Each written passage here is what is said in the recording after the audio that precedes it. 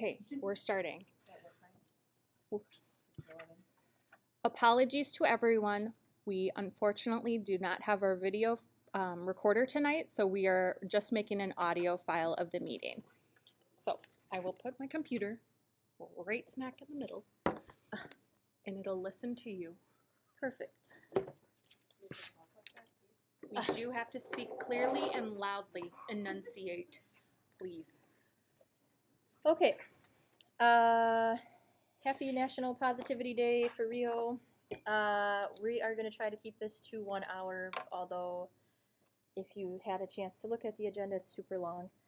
So, just getting started, another reminder of our mission that we are all volunteers. We're all working together for the unified spirit of the school. We think we're going to do introductions and see if anyone... There are a couple of new faces here. I don't know if we want to go around the room again, or do we want to wait till the end to do that? I think we can wait to the end. Okay. We're going to wait till the end. So you guys, new faces, if you don't want to talk, leave before the end. I'm just kidding. Okay. So, first thing on the agenda is we do need to approve the minutes from the August meeting. So, we've all had a chance to read them. We are approving the minutes, yes? Yes. Yeah. Okay. So we're approving the minutes from the August meeting. I did want to talk about the bylaws, so we aren't ready to approve them. I'm not going to knock this off. Sorry. You got it. Okay. We aren't ready to approve them just yet, so I think what we're going to do is...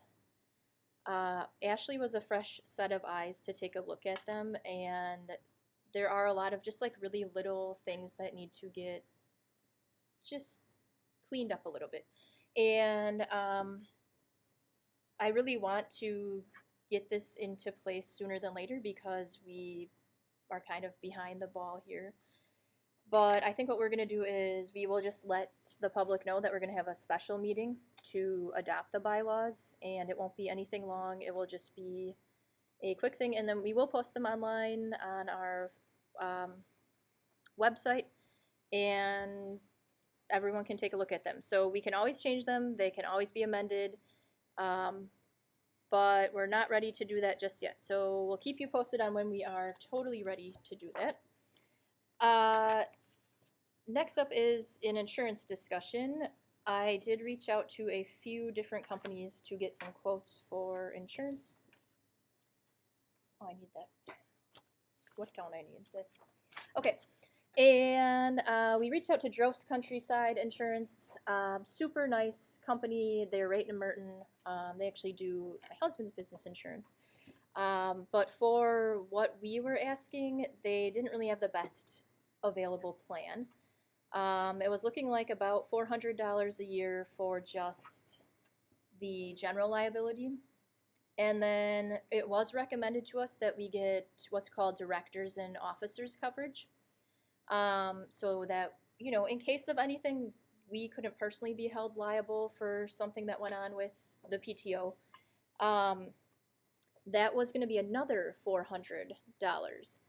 The coverage limits were okay, but we looked into another company, and it's actually called PTO Today.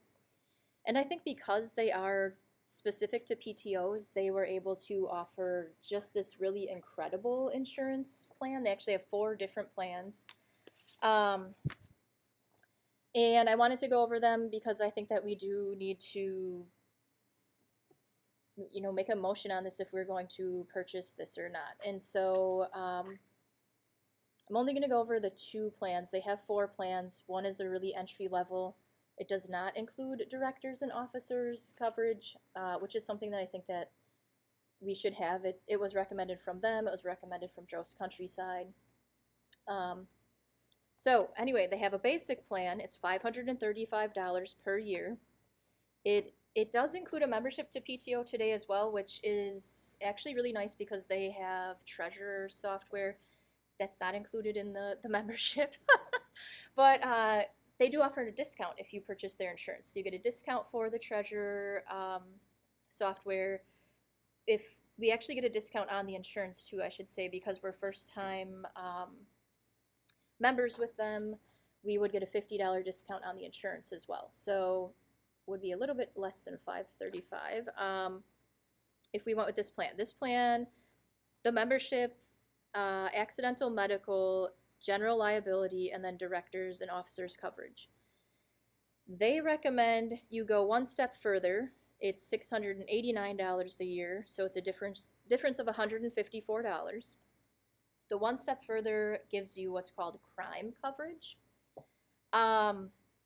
It is a $25,000 limit, and it's basically if, right now, I mean, really only Brooke and I could do this. So it would be if someone were to steal money from the PTO and be charged with a crime, they would cover up to $25,000. I didn't think that we needed to pay $154 extra for that, but I was open to hearing, you know, if you guys had any thoughts on that. That is the one that they recommend. They did say that they see it more often than not, even though, you know, you assume that would never happen. But I wanted to put it out to you guys because I'm not the sole person on this. What do our parents think? Our committee members think? So the crime part is, it's not just the two of you who have access to the account, it's anyone who could impersonate you as well. True. Right? Yep. So like, Yeah. don't just look at each other and say, we're safe. We're good. Yeah. That's No, true. That's true. There's something more to that. And So, as someone who works in IT with corporate security a lot, yeah. please don't ignore that as a problem. That's a good point. Would that also cover the book fair if that was stolen? No, No. that would be under general liability. Okay. Sorry. They, well, I guess that would depend. That would be, I can look right here. Let's see. You know, I don't know. So I guess there's a couple ways that you could look at the book fair. I think that they would consider that like property damage, not necessarily depending on what happens, I would guess. just see the time that you guys would have in-person cash and other members would be. So potentially. Oh, you're saying like the theft of cash. money? Yeah. That's a really good point. It does say protects your funds from theft and embezzlement. So that is just the basic here. But, you know, it does, yeah, hang on. So it is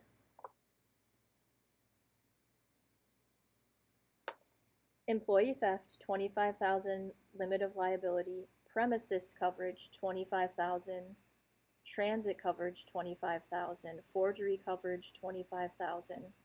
There is a $250 deductible on the crime coverage, which is assumed by us. And it says money, scripts, securities, and checks are covered under the liability of limits of liability. The crime coverage provides coverage for the officers, directors, and volunteers under the above limits of liability for each insuring clause. So it says it provides blanket coverage for those working on behalf of the PTO. And are any of these or the drops comparable to any of the past, what they've had for insurance? You know, so a long time ago, the PTO was under the schools. It was like everything was under the school, and correct me if I'm wrong, like the website was under the school. They were not a separate entity. Oh, that's so weird. Okay. That's a long. Was never housed by us. So this is like a long, Right. long, Like long time 2006, ago. Okay, well, more recently than that. More recently, they did not have insurance, so this is new. But these will like cover like events that are hosted and stuff? Yeah. After school. Okay. So it would Okay. cover like, you know, we wanted to offer childcare during this meeting. It covers that. I asked about that. It does, I have all of the info here and there's like a huge list right here of everything that is covered for, I mean, it goes fun runs, gift wrapping. I don't know why that's a thing, but whatever. Paper cuts? It does say book fairs. Paper cuts. So it says Oh, book it does say fairs book on fairs. here as a list of covered events. All night lock-ins, auctions, community forums, concession stands. I mean, they really did have. I mean, it's a PTO group, so they know all of the types of events that are going to be happening. That was the other thing. When we went through, you know, the other insurance companies, they aren't privy to like all of the types of events that you're hosting. Yeah. So it's much harder for them to, like, this PTO today is willing to give this blanket coverage, and the coverage is much. Do you want to fix? I think it's alive still. The coverage is actually, the limits are much better too than what we saw with like Drost Countryside. Not trying to like throw them under the bus, but they did say they can't really compete with these types of programs just because these are made for specific groups. So I don't know. I guess I'm not sure. They do offer also a complete coverage, which included a property insurance. I don't think we need that. We don't own any specific things. This would be like if we had a popcorn machine. Well, yeah, we're not. Yeah. Oh, wait, no, that's the schools. They donated it. Gotcha. Like, Is that right? What's that? Isn't it the schools? The popcorn machine? I think the popcorn Okay, machine. yeah. I mean, even if we only had a popcorn machine, I mean, Oh, it's, yeah. it's It's very important. this is like. So other stuff, but like we don't have like a storage space that we're housing like bouncy houses and cotton candy machines and all this stuff. They were saying like, you know, if we had something like that and it were to flood, that's why they would want that, and that goes up a lot more per year. So yeah, I don't know. I guess like the crime thing, I hadn't really thought about some of those other things like someone impersonating us. But here's one thing that I did think about. It's only up to max 25K. I mean, that's a lot of money, but in the past, the PTO has raised a lot more money than that, so I'm not sure, like, how helpful is it necessarily? Like, if it happens, yes, it's going to be helpful, but I don't know. I guess I was trying to outweigh the expense to, you know, is it going to happen? It's going to be one of those things where if we don't get it, I bet it's going to happen. Right. Don't say that. The difference is Positivity basically $150 from option A or option B. And so that's kind of what we just, you know, we all have our gut instinct of protecting our butts, but we wanted to talk to everyone and have the conversation before spending the money that we're all working hard to earn. So that was kind of, you know, the conversation that we had. We'd like to hear from you. So $150. Yep. That's the math major, right? Yes. Risk analysis here. You list here in your lovely, friendly outline that you've given me, that your fall fundraiser is $59,000. So if you were to lose all of that, Mhm. and you had this protection, you would pay $150 for that protection and $250 for the deductible, you would get $25,000 of that. Mhm. Right. 400. Versus losing 59,000. Right. So now that was your biggest fundraiser. Chances of happening on that night. Risk assessment, small unit, high, but that's your big target there. Mhm. So for $150 is your faith in the system worth $150 to not lose 59. Right. Now we all are going to have to pay for this, right? the room collectively minus us.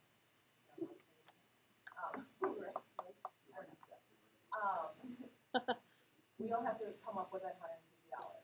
Mhm. It's, in my opinion, a really small number even per year. Well, and technically it's less than that this year, but not, you know, Yeah, I know. but because we get the $50 From off. a risk analysis and point to either from some of the things as you get older, you have kids who need you to drive cars, and then the risk analysis is just do comprehensive or do you expand Right. it? You know, and for $8,000, it's another $300. So insurance companies say, well, for $300, you might want to protect yourself for $8. For $150, if this was a school district, for $150 to protect myself for another $25 in case something would happen, risk analysis would say $150 is well worth it. Also, I'm gonna do that same analysis here. If you're expecting something around 59,000 for your fall funder, right? Just wave some numbers around like this. me. Fall fundraiser, $59,000. I mean, you're the fundraising. Your percentage paid Labels on things. on that is very small as well. Right. So, your total expenses versus Positivity your day. amount paid for that extra liability is quite small. Right. I'm not the only person in this room who has this voice, so I just Yeah. am a My voice numbers says the person. same thing. Yeah. I Okay. just said it really eloquently, but like as you were talking, for me, all that kept going through my head was no duh. Just do it. Okay. Just an ounce of prevention is worth it. And Okay. I don't do math, but yes. Do No, we need- I'm glad that we see. This is why I think it's good to be like talking about this stuff, and this is why we want to have, maybe a little bit more informal meetings like this, where we can talk about. I mean, this is everybody's money, so yeah, where is it going? Okay, so Do you need a motion? we need a motion to vote. So it would be the PTO today recommended insurance, which is $689 per year. Minus the 50. Minus the 50 for For being this new year. members for this year.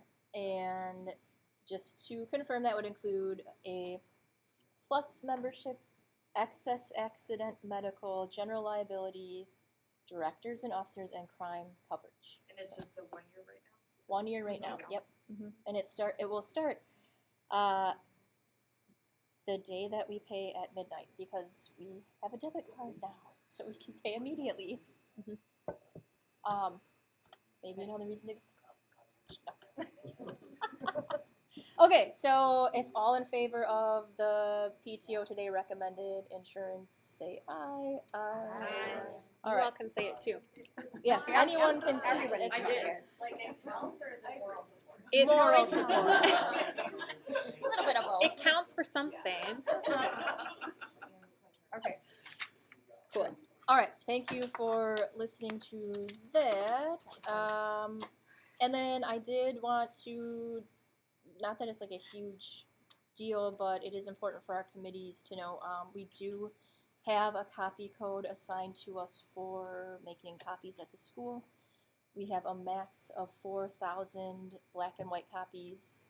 Anything beyond that, we are charged for, and we are charged 0.00389 per copy. So if you're following 0.3 cents per copy, and then paper plus paper. So like, I don't know how much 4,000 sheets of paper are or 10,000 sheets, but we would be charged for whatever paper we use as well.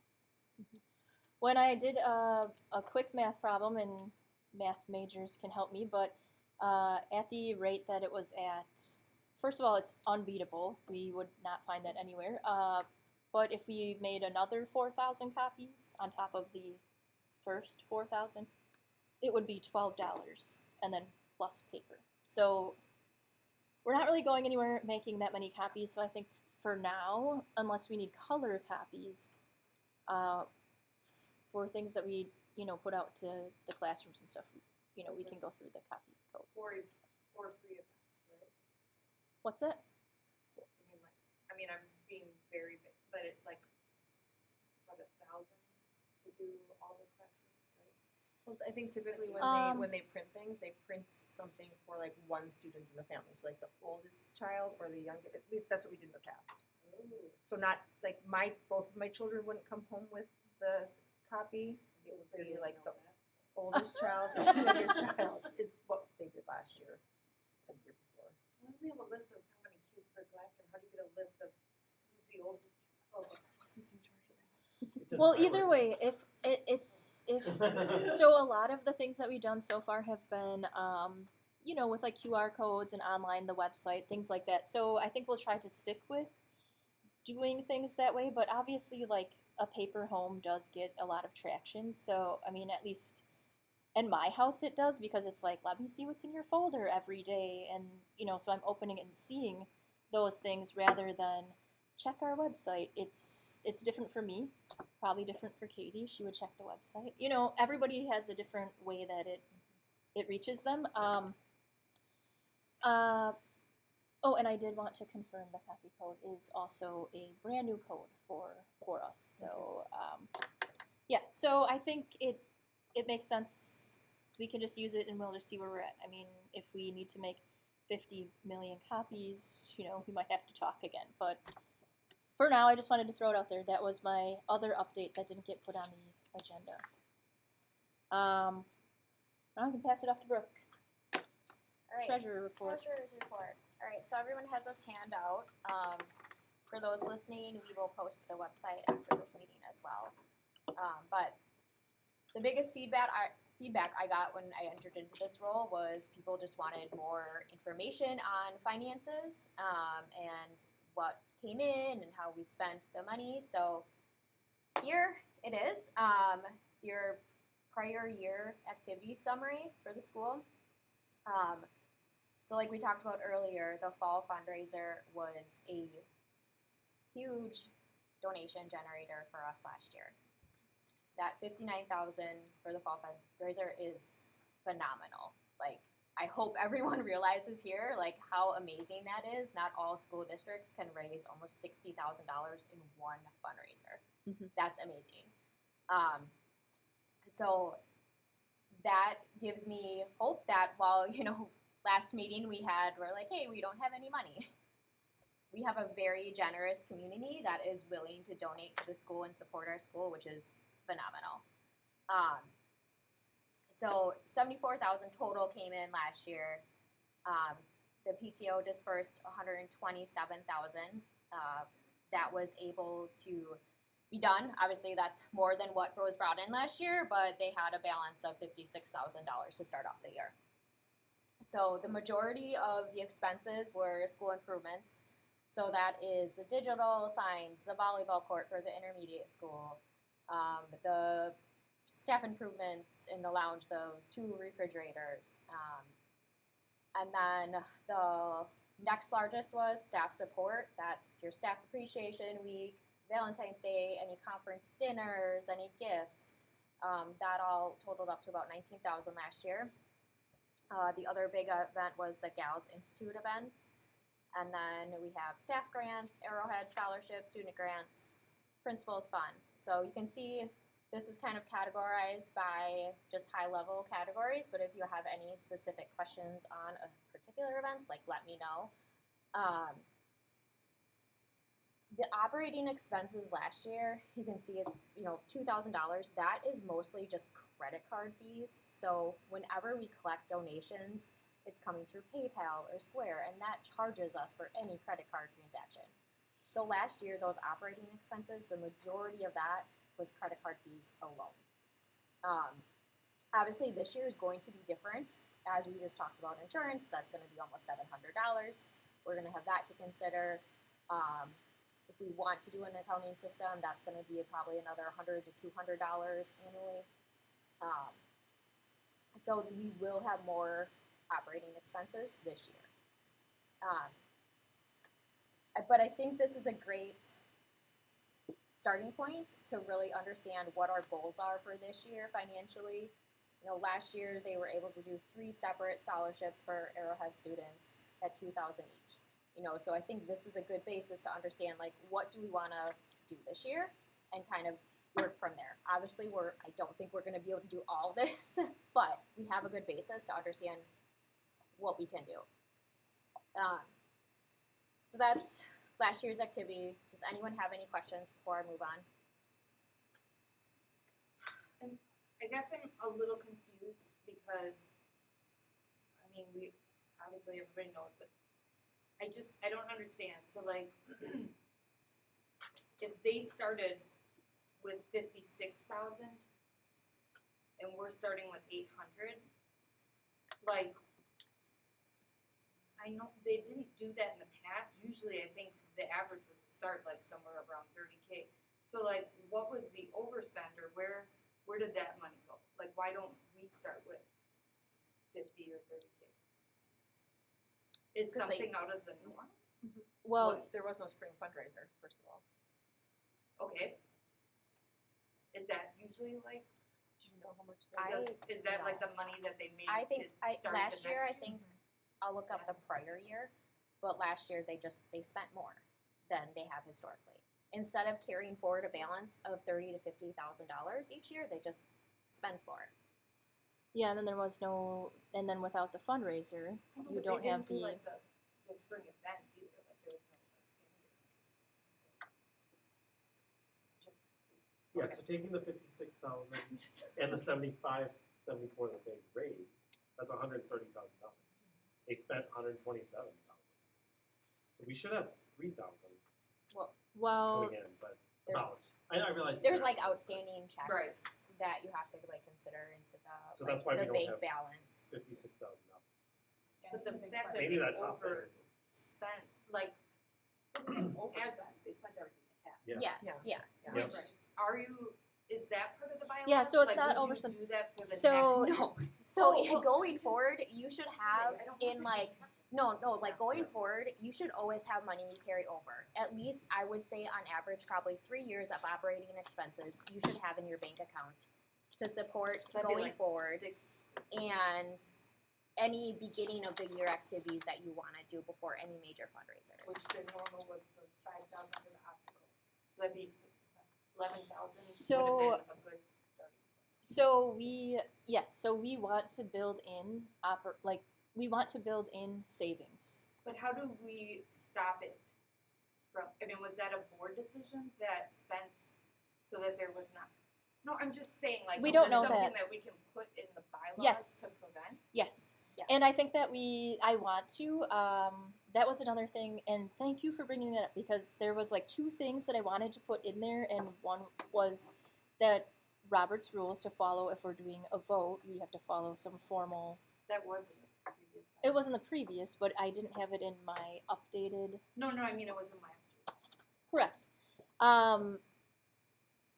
The one that I was working on, I didn't have the actual Robert's rules put in there yet. That was one thing that I needed to add in to our new bylaws, our upcoming, what Ashley has read, what I'm putting out there. Yeah. Yes, I saw that. Thank you. But yes, I do want to add something about the budget in there. So there's some stuff about the budget, but it's not like that we should have X amount of years of operating expenses, or that if we cease to be the board tomorrow, there should be X amount of money for the next board. It should always, in theory, it should always be that you are starting with something to match what the budget should be. So, like, what would happen We had an typically? existing treasurer. But what would happen typically is, and what we do have, in the bylaw, or I think it's in there, it's in there, that we are going to vote on a budget each year. So, like, we will all vote together on, the committees will come and say, here's what we spent this year, here's how much I think we'll need for next year to do similar things. And then we will all sit down and go, okay, let's add up all these numbers, here's where we're at, we could take away whatever, add stuff in, whatever we need to do, and then we sit and we vote together. Okay, are we good with the budget being whatever it may be, right? So yes, that is not something that was, at least I never saw that. I never saw a vote on a budget happen in my time. I don't know if you did, Rachel. But so that's something that we are going to do moving forward. We are definitely going to build in savings into this. So I know it's hard, like, it's very hard to say yes to anything because it's like, how do we protect ourselves as the PTO? How do we move forward on events? How do we save money? There's all these moving parts all the time. But I think we can do it. If we are able to have fundraisers that are making significant money, Culver's Night, the Moms, all that stuff is making, even though it's not making $59,000, right? it's still little amounts that we could even just say like 10% of each fundraiser we'll put toward next year's budget. We could do something like that. I mean, we have to figure out what our savings plan is going to be. I think, Rachel, was it you that sent us the North Lake thing? Yeah. So you saw North Lake, they have basically just like a savings built in. All other schools do it. Sussex Hamilton has 3 years of a budget. Because they use the history of their operating expenses, right? And then kind of go from there. Would be my guess. Yeah. But that's just one small. Expenses were just based off of, like, if they were low credit card fees, it was like the expenses didn't get realized and they were paid based off of what they were making. So that's why in theory they wouldn't have had to budget for operating expenses because there weren't the things that. Well, and there's other stuff. So like And that's the difference, there. right? So we'll just have to plan differently. Yeah, and there's other stuff last year that just didn't have. So like the spring fundraiser and also book fair, those things weren't PTO. So there's stuff that just sort of got taken out. Sorry. So in comparison, the prior year, so school year 2021 to 2022, the expenses were $78,000, and the donation income was $79,000, so about even. So they made the decision last year to invest in other things versus saving for this year, which is, that's okay. Like we can work from this. It's okay. Like we have an awesome community. We will be able to fundraise and meet our goals. We just are starting fresh, and that's fine. So moving on, unless anyone else has anything else. So August activity. Here's just a very brief summary. We had registration, donations, which was about $1,000. We raised money for the open house lunch.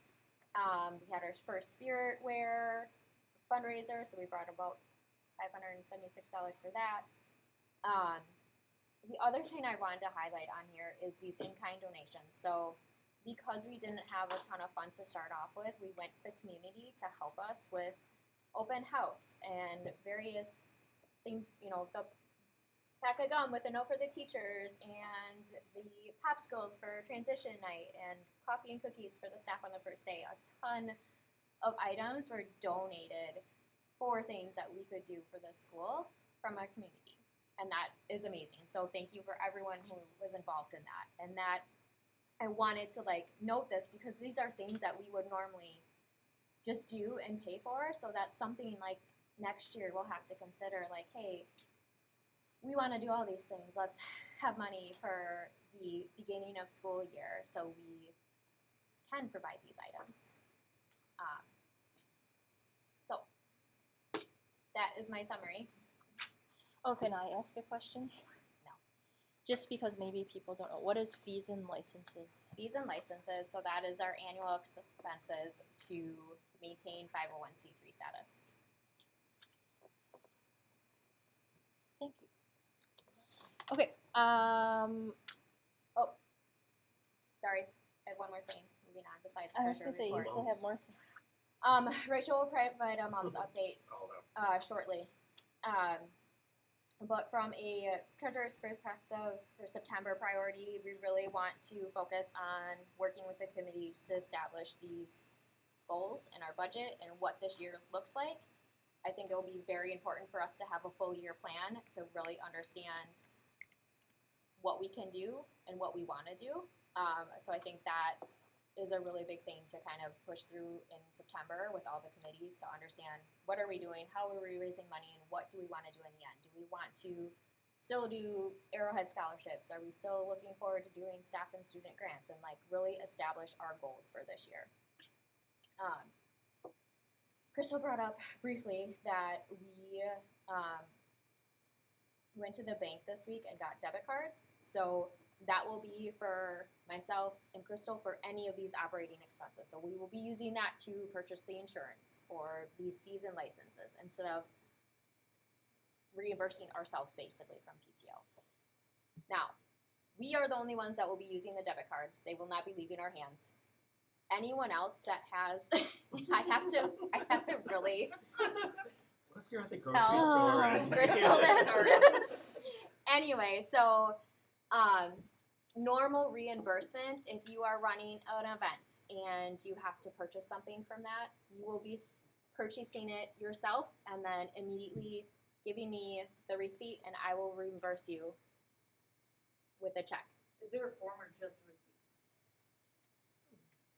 That is a good question. I think there's just a receipt that is needed. That's been done historically.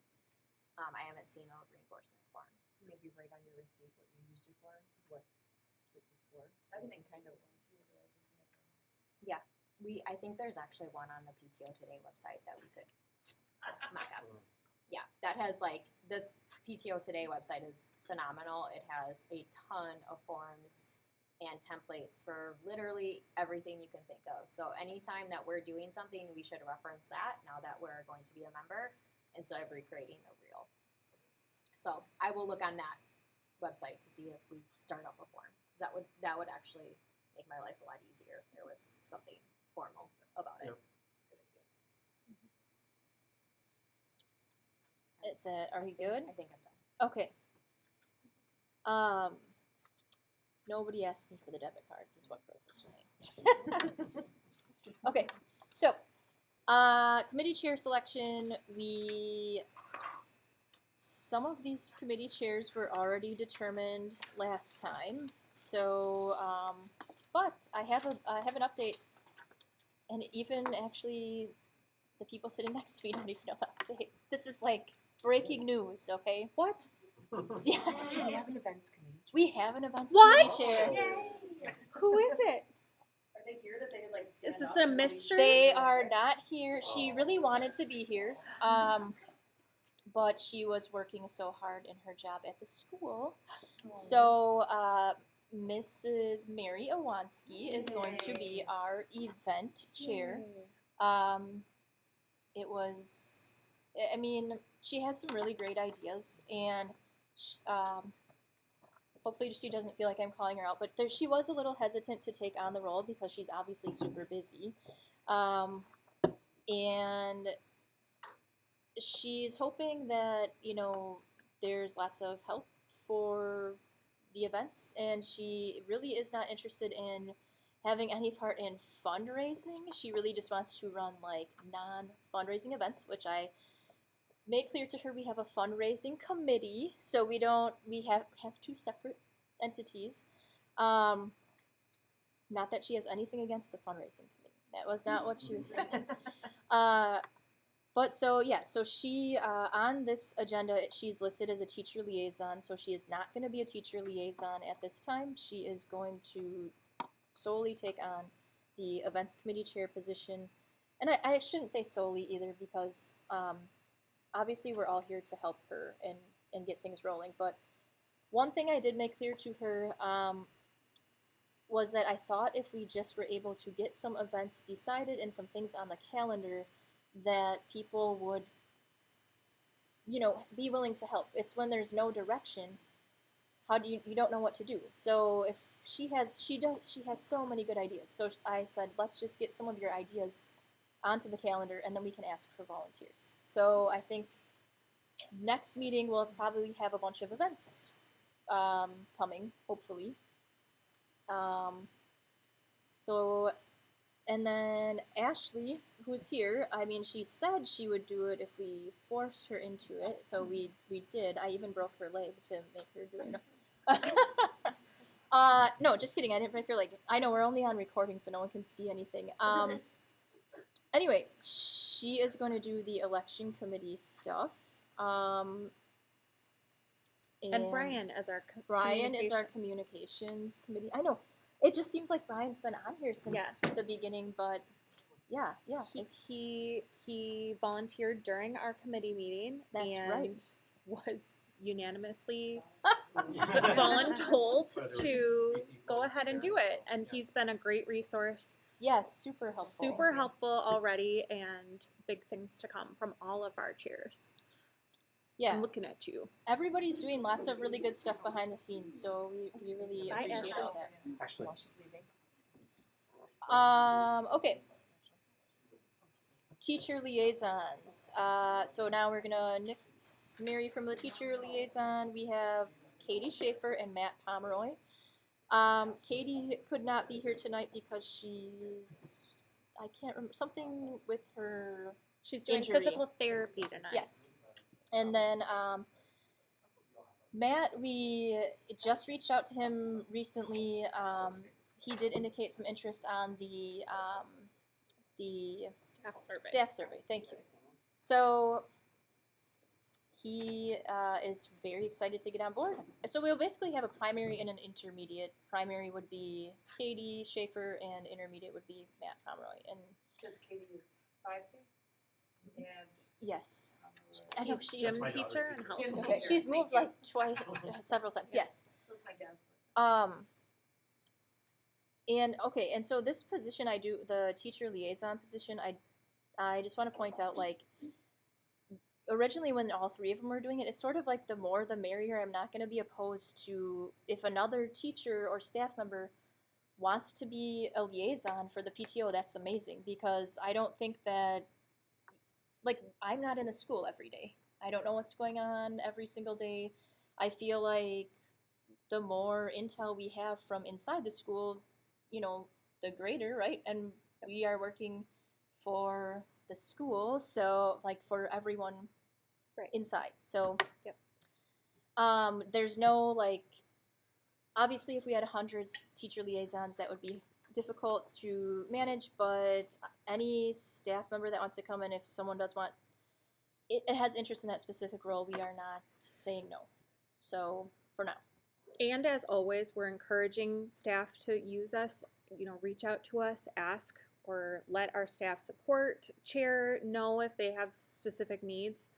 The whole point is we're kind of, not to be an intermediary medium, is that the right word?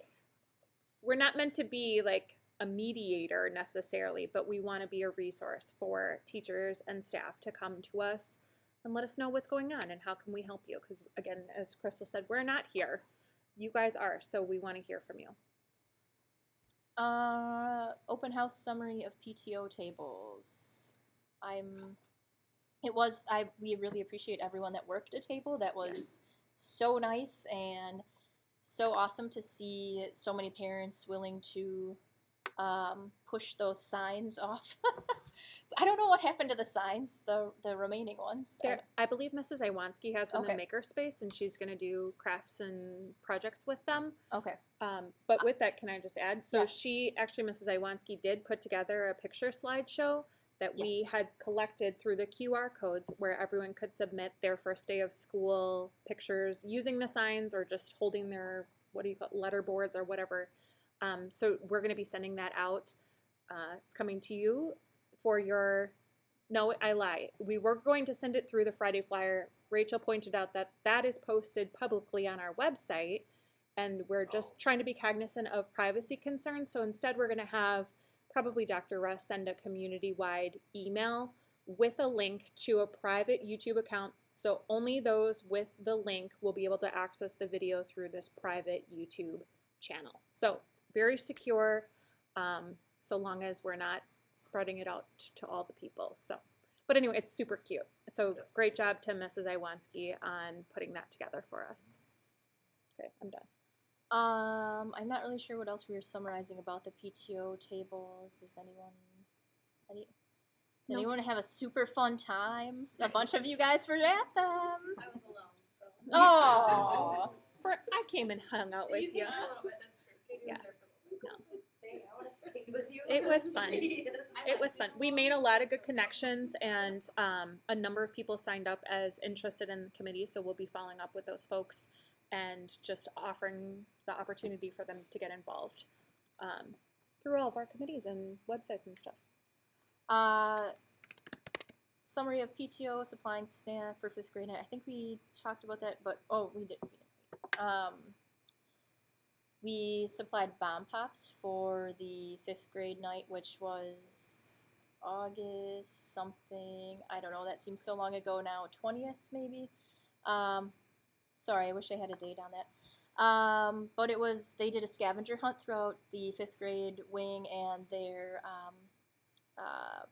a little bit of the lunchroom and things like that to get to know the building. And if they successfully completed their scavenger hunt, they got a bomb pop. Funny thing about the scavenger hunt, they had to like unscramble words at the bottom, and somebody accidentally added an extra line, so nobody could figure out the bottom. So it was kind of funny. People were really close, and then we had to be like, just cross off that last line. So yeah. So we ate all the bomb There are, well, yes, and Tanya did make me aware there are some left in the fridge in her office, and I was like, just eat them. I don't care. Give them to the staff. I don't know. But so if anyone wants a bomb pop, Tanya's got them. Okay, and then principal's report. Mrs. Higgins is here right now. She's just hiding back there. Every meeting we want to give an opportunity for the principals to just give us an update, or even if they don't have an update, whatever they want to say, really. It's just a chance for them to come and talk to us and let us know what's going on with them. Yeah. So first, I'm representing Steve and I tonight, just so on behalf of both of us and our students, we want to thank the PTO for just the amazing kickoff at the start of the school year with the luncheons and just such a positive vibe. So thank you so much. We're hearing just such great feedback about the amount of support from all of you. So I just hope you know that our staff and we put a lot of value and appreciation into. So thank you. In terms of updates, I want to let you know that I will keep the PTO in business between my own orders from moms and Spirit Wear. So if you sold 7 moms, 4 of those came from me, and I have Spirit Wear orders. Okay, no, in all seriousness, thank you for those fundraisers as well. We did republish the reopening of the Spirit Wear store.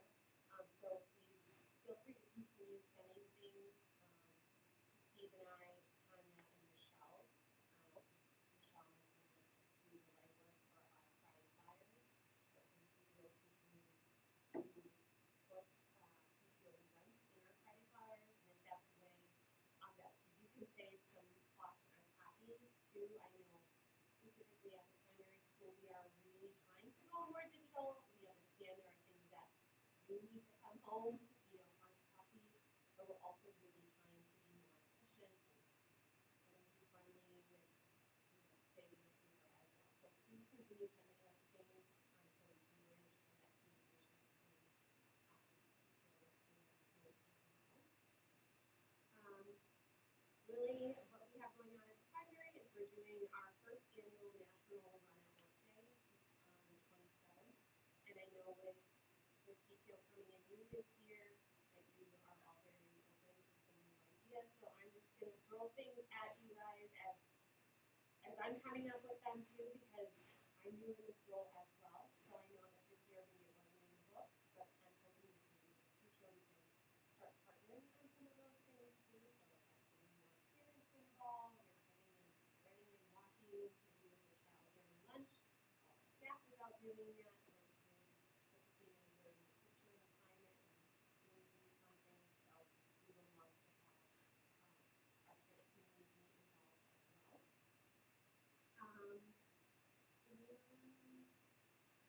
One last plug. I think it's on here though, but I'm going to bring it up. Okay. I saw it in future plans. I'm going to put a plug out there for any interested parent that may be interested in coming over to the primary from 10:30 to 11 every day, or 1 to 1:30 specifically, or from 10:30 to 1:30 every day. We really are encouraging the support.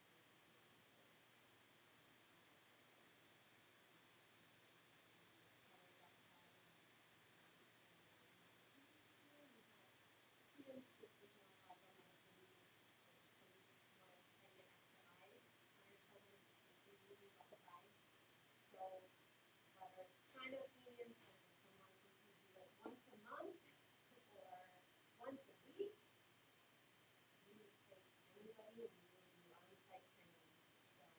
Kristen, can you give us the times again? Sorry. So we have 5 lunch hours that run back to back, starting recess will start at 10:30 and go all the way through 1:30. But our biggest needs, just because of the amount of students and the needs that we have with our children, are the 10:30 to 11 time slot. That's the slot we're looking at, and then right up to 1:30.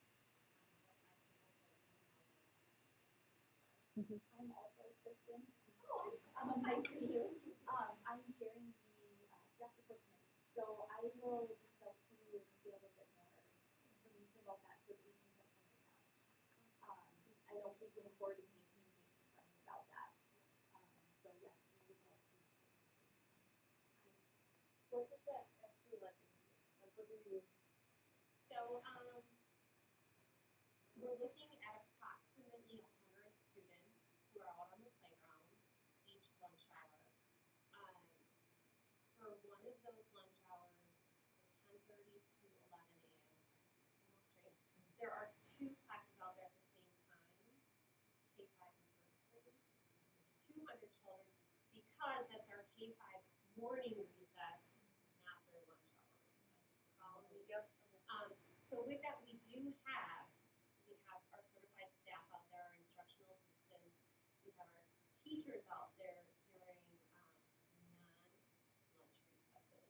So we have staff out there, but without getting, seeing too much information, we really need them to focus in on our children, hopefully within a certain radius, perhaps reading a monitor or this medical need or that medical need. And then if somebody scrapes their knee, we need to bring them to the door. So it's really just being those extra set of eyes. We're not asking you to discipline or issue consequences or anything of that nature. It's really just to be, I need to go to the bathroom, can you open the door? Sure. And you can turn your back to the rest of the students knowing there's another set of adults out. So it's, the kids pretty much so entertain themselves, but really really gentle reminders of we're not playing tackle football. Things like that, or just they're very good from what I have seen in the first 6-7 days. But just extra hours and a support for our staff. Thank you. Okay, finance committee report. I think, yeah, speaking of these committees, we don't have a finance committee chair. Yes. So no one raised their hand for the chair of finance committee, which is fine. What I was thinking for this particular committee is once we establish kind of our goals for this year, we can split the committee into different leads. So whether it be staff grants, student grants, scholarships, a tax lead, policies and procedures. One of my main goals this year is to write a ton of policies and procedures in place, and that we have everything documented between our software, our debit card policy, various payment collection ideas. So I would like someone to help with that. Raise right is a kind of a separate conversation that we'll get to, but anyone on the finance committee, if you have a interest in a specific item that you would like to take the lead on, that would be great.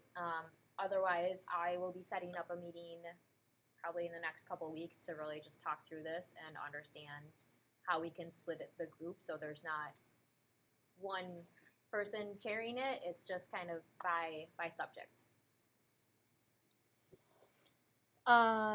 Yeah, and then Raise Right. Okay, so some people aren't familiar with what Raise Right is, and I'm just going to give a quick overview.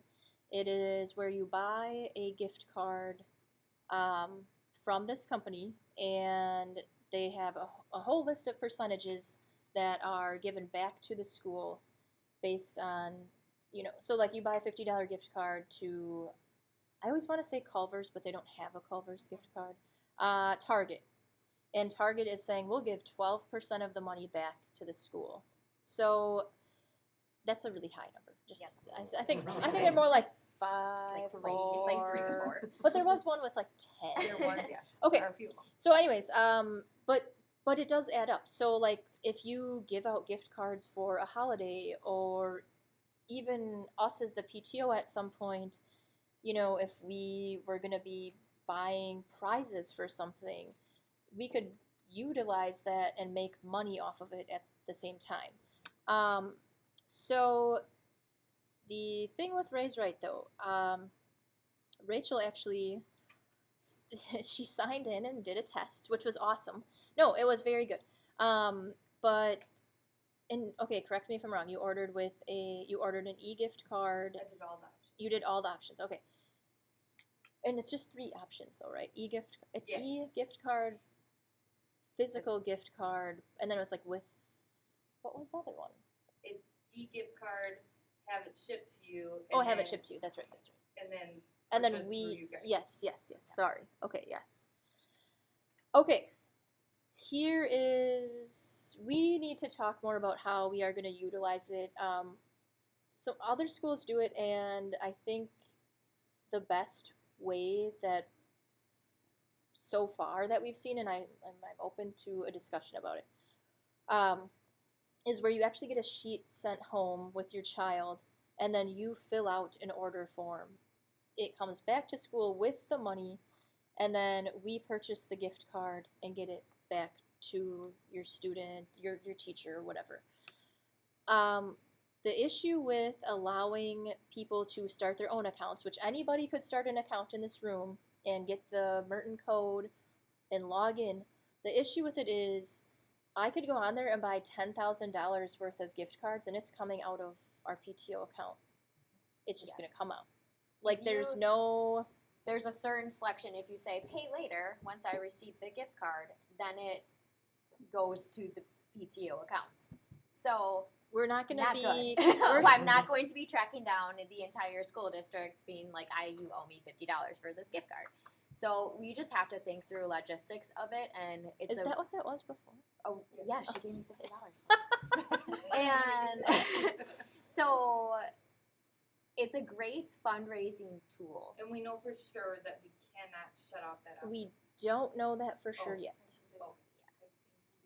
In theory, you should be able to lock it down. We just have not had the time But- to like I mean, if we really. could, then the option to have the app is really good. Because you can get the e-cards like right there. Yes. Like I was Yeah. ordering Yeah. Panda Express and I'm like, well, You can and do I it mean, while it you're was in line. $8 You to could you do it. guys. While I Yeah. was like, oh, Right. Yeah. So there's some kind of weird stuff with each family having their own account too. So like when you signed up, we got an alert saying that someone signed up under the Merton account, and we had to verify that you were a family in this district, which I'm like, Yeah. So Crystal who went cares? in and approved. Because I kind of was like, who cares if you're a family in this district? If you want to buy gift cards for Merton, I don't care. Like, but it does ask you to do that. I mean, we don't. It's just an interesting system. It's like very. Like I was using it on my phone the other day with Brooke, and we couldn't see anything. We couldn't even see your stuff, Rachel, the orders that you made, until I went onto the like the browser. Then I could see everything, but like the mobile, you could see nothing. There's just some stuff that we need to explore more before we throw it out there. We do want to pursue it though. Like we want to figure out a way that it will work for us for the school. So we're like tabling this until probably until we can call. It's gonna be calling them or like reaching out to their help center and just seeing if we can the turn best that way stuff off. Someone just needs to. Yeah. Yeah. Yep. Part of your phone that you don't. What is that? No. Yeah, I don't know what it is. Send them an email to call me. You can talk to a chatbot then. Yeah, there you go. You guys are lucky. I love talking on the phone, so please call me anytime. Okay, so events committee report. So the biggest part of this was that Mary is. Sorry, can we go back Wait. to that? Yes. So Raise Right, and it should how it's Oh, going to yeah. roll up to a Sorry. committee. So Yeah. it will roll up to the fundraising committee. So Raise Right will be nested under fundraising. Yes. Yeah.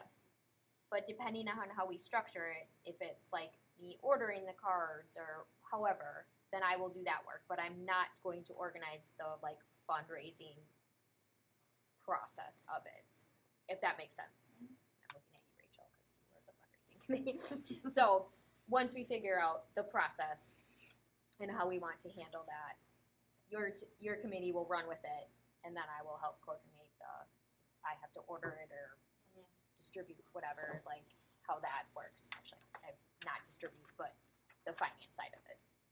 Oh yeah, and that was another thing that I didn't mention. So when we did like the trial order, when Rachel did the trial order,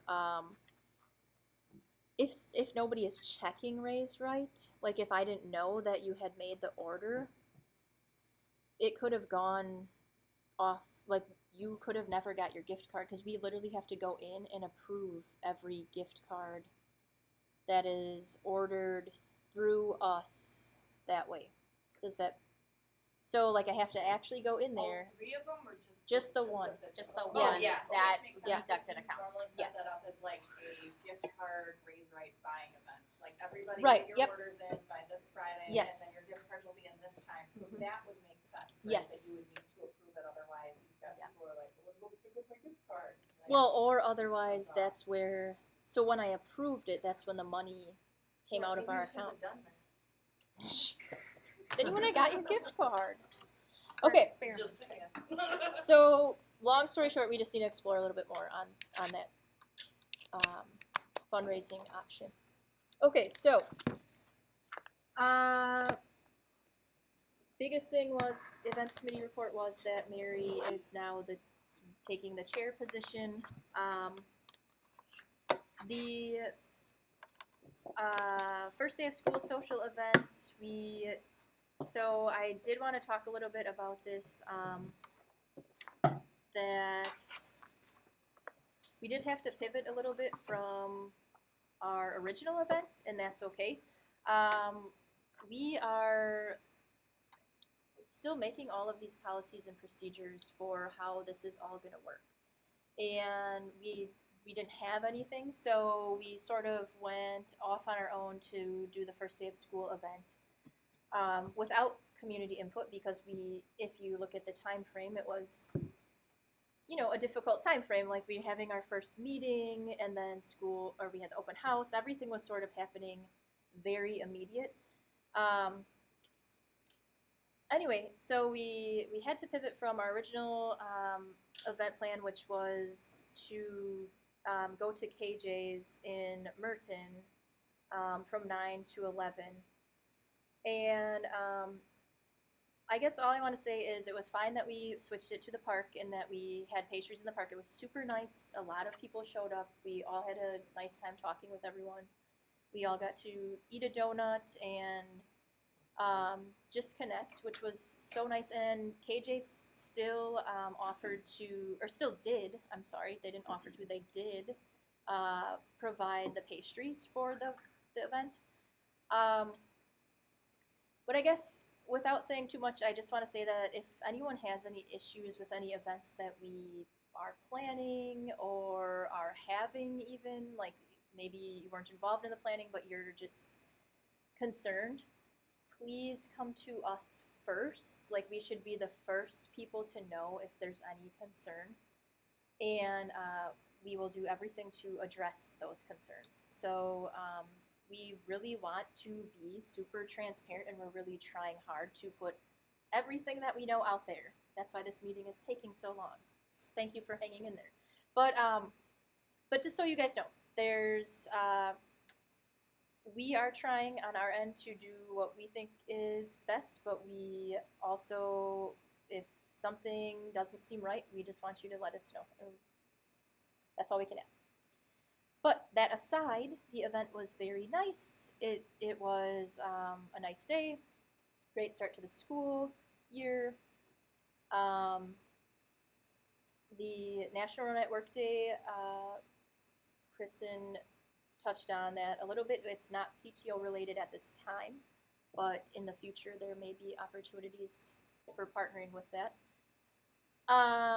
Future events. So there's Miss Owanski has so many good ideas. If you guys are part of the Facebook committee page, I think she shared a few of them there. I also met with Lauren Bartell from this school, from the intermediate school, and she has a ton of ideas for events related to reading. And just some really cool stuff and this is where we need staff input on stuff. I mean, she has an idea for book club battles with grades 5 and 6. She has she's calling it Countdown to Christmas or Hustling Towards the Holidays, where every book that a kid reads, they get a raffle ticket, and then they get put into a raffle for a prize. And it's just like good incentives to keep them motivated to keep reading. And then she is really interested in doing, or in addition, interested in doing a Spring Into Reading Challenge that coincides with Read Across America Week. And so she reached out asking if this is stuff that we could partner on. Can we, potentially offer some prizes, perhaps a lunch for the kids that win the book club battle, stuff like that. And I told her, we could absolutely make that happen in some way. If we can't make it happen through funds that we have available, we can obviously reach out to the community and say hey, parents, can we get some prize? Can anyone donate muffins for when they're having the battle? Can anyone donate, whatever it may be, some candy bars or whatever. I think there are in several ways that we can do these things. So that was just one exciting thing that I had this week. Fundraising committee report. Rachel. I wrote a whole spiel. You're welcome. Thank you. Okay, so we met in person for the first time, then updated the committee group on Facebook. We had much more input in person, so we're going to try to schedule another update meeting. Nice. And we're going to be spreading out some responsibilities. So if you're interested in joining, you can email the fundraising at mertonpto.org, or you can request to join the Facebook group. There's the link on the Merton PTO main page. We've been receiving a lot of fundraising ideas from different schools. Parents and some businesses are reaching out to us. We can't do them all, but we will start a binder, and we're going to collect all the info so that we can reference it in the future and keep all that information. As a committee, we agreed to have a low-cost fundraiser to start the school year. That's the mums. It was shared by a parent, and most of the parents were willing to purchase them on the spot. So that's what got us started on that one. Bayside Garden Center is supplying our mums. We are purchasing them for $5.50 and selling them at $10. We pay $50 one time to have Bayside deliver all of the mum order, no matter how much it is, to the primary school for in-person pickup, which is going to happen on September 18th. Or not September 18th. Yes, September 18th. Sorry. To date, we have sold 417 mums, and then a couple more just now. We also received a $35 donation, so a net profit of $1,741.02 with that. Minus the $50 delivery fee. Yes. We forgot the $50. Oh, you guys. Emily Neiman led this event. The next in progress fundraiser is the first Culver's night, September 20th from 5 to 8. This is in progress because it costs nothing, and Culver's Heartland reached out because their school does really well there and they love it. The committee agreed to not ask staff to serve, but instead attend if they would like and be treated as celebrities by our children. We need some parents to help serve to aid the nice Culver's staff. Please sign up or reach out if you're interested. Culver's gives us 10% from all orders from 5 to 8 p.m., whether they say Merton or not. Last year we took in 3,000, it was a 3.7 on there. Yep. The committee would prefer multiple restaurant fundraising options instead of doing just Culver's for the year. We would still do Culver's probably again a couple of times, but they might want to pick a different one, do like one once a month.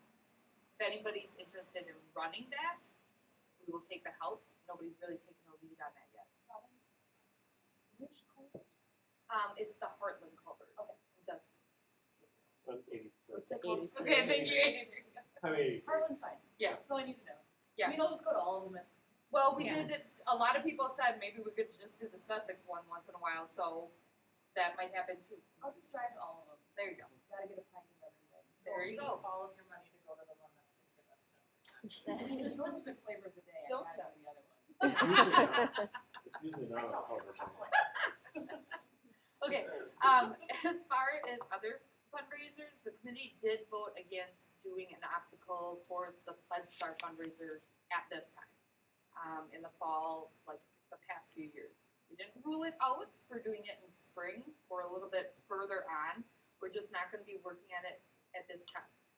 We don't have the funds or the event detail history to really organize it at this point.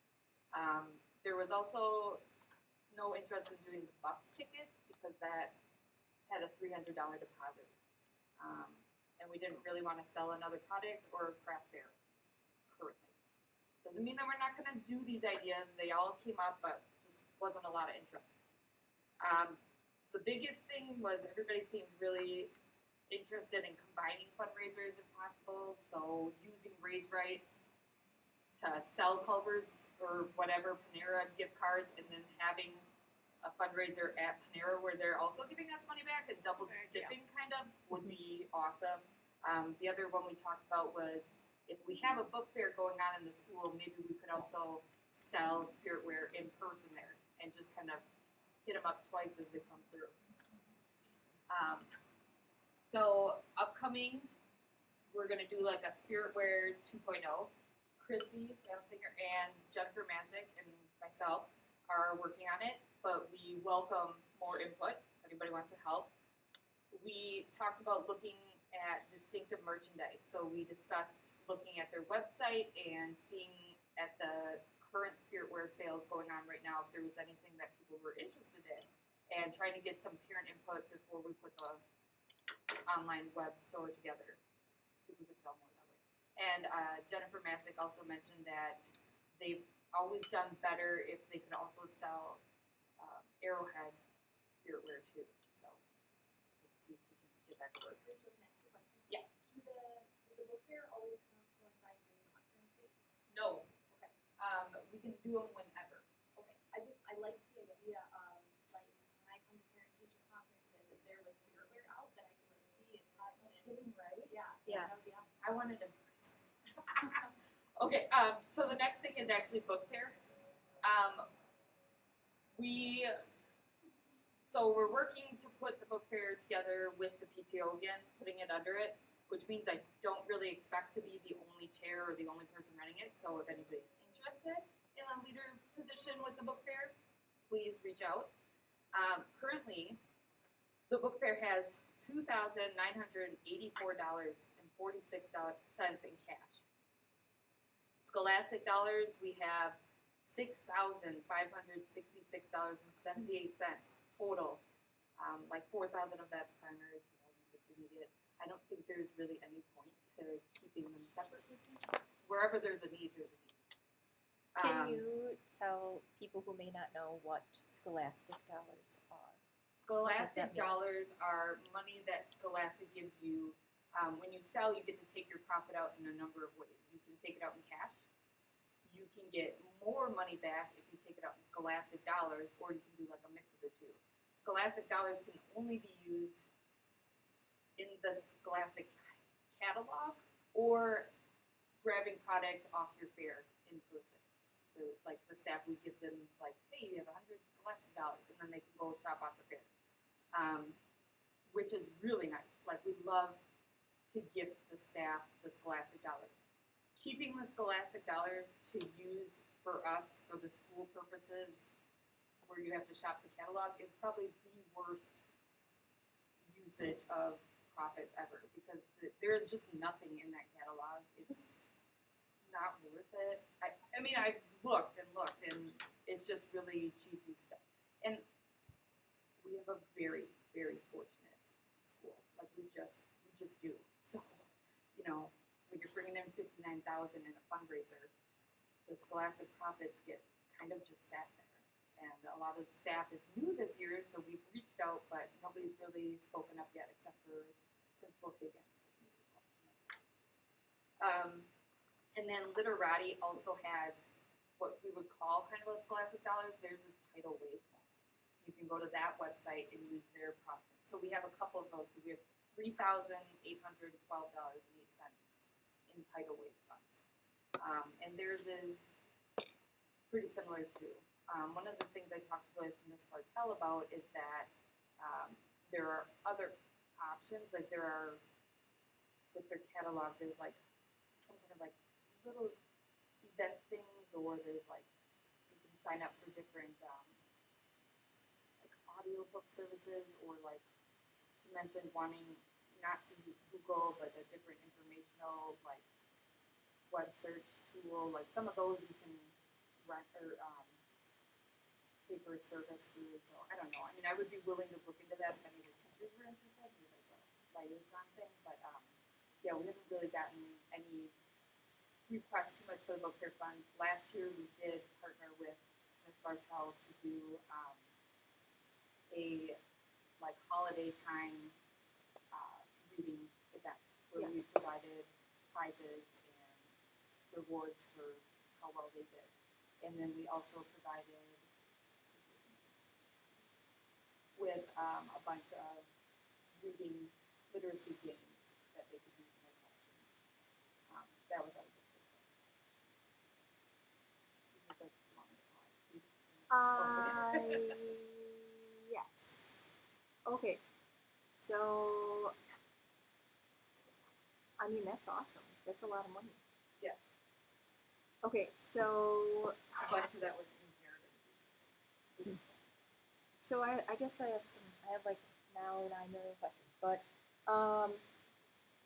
okay, so if we're gonna do, are we like locked into these dates yet, or what is? Oh no, I haven't gotten to that point yet. Okay. Oh, sorry. So the committee kind of voted. We did increase sales since I've taken it on with Tricia Wilson, and with the added events that came in. But it always does so much better when there's something going on at school, like conferences. The only thing is we weren't really ready to jump on anything, and I never really heard of it.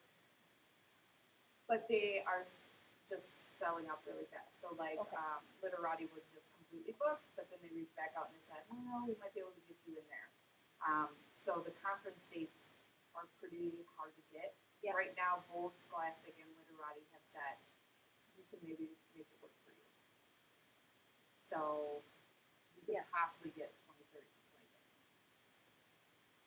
I mean, I feel like we should definitely do that if we. I mean, I'm.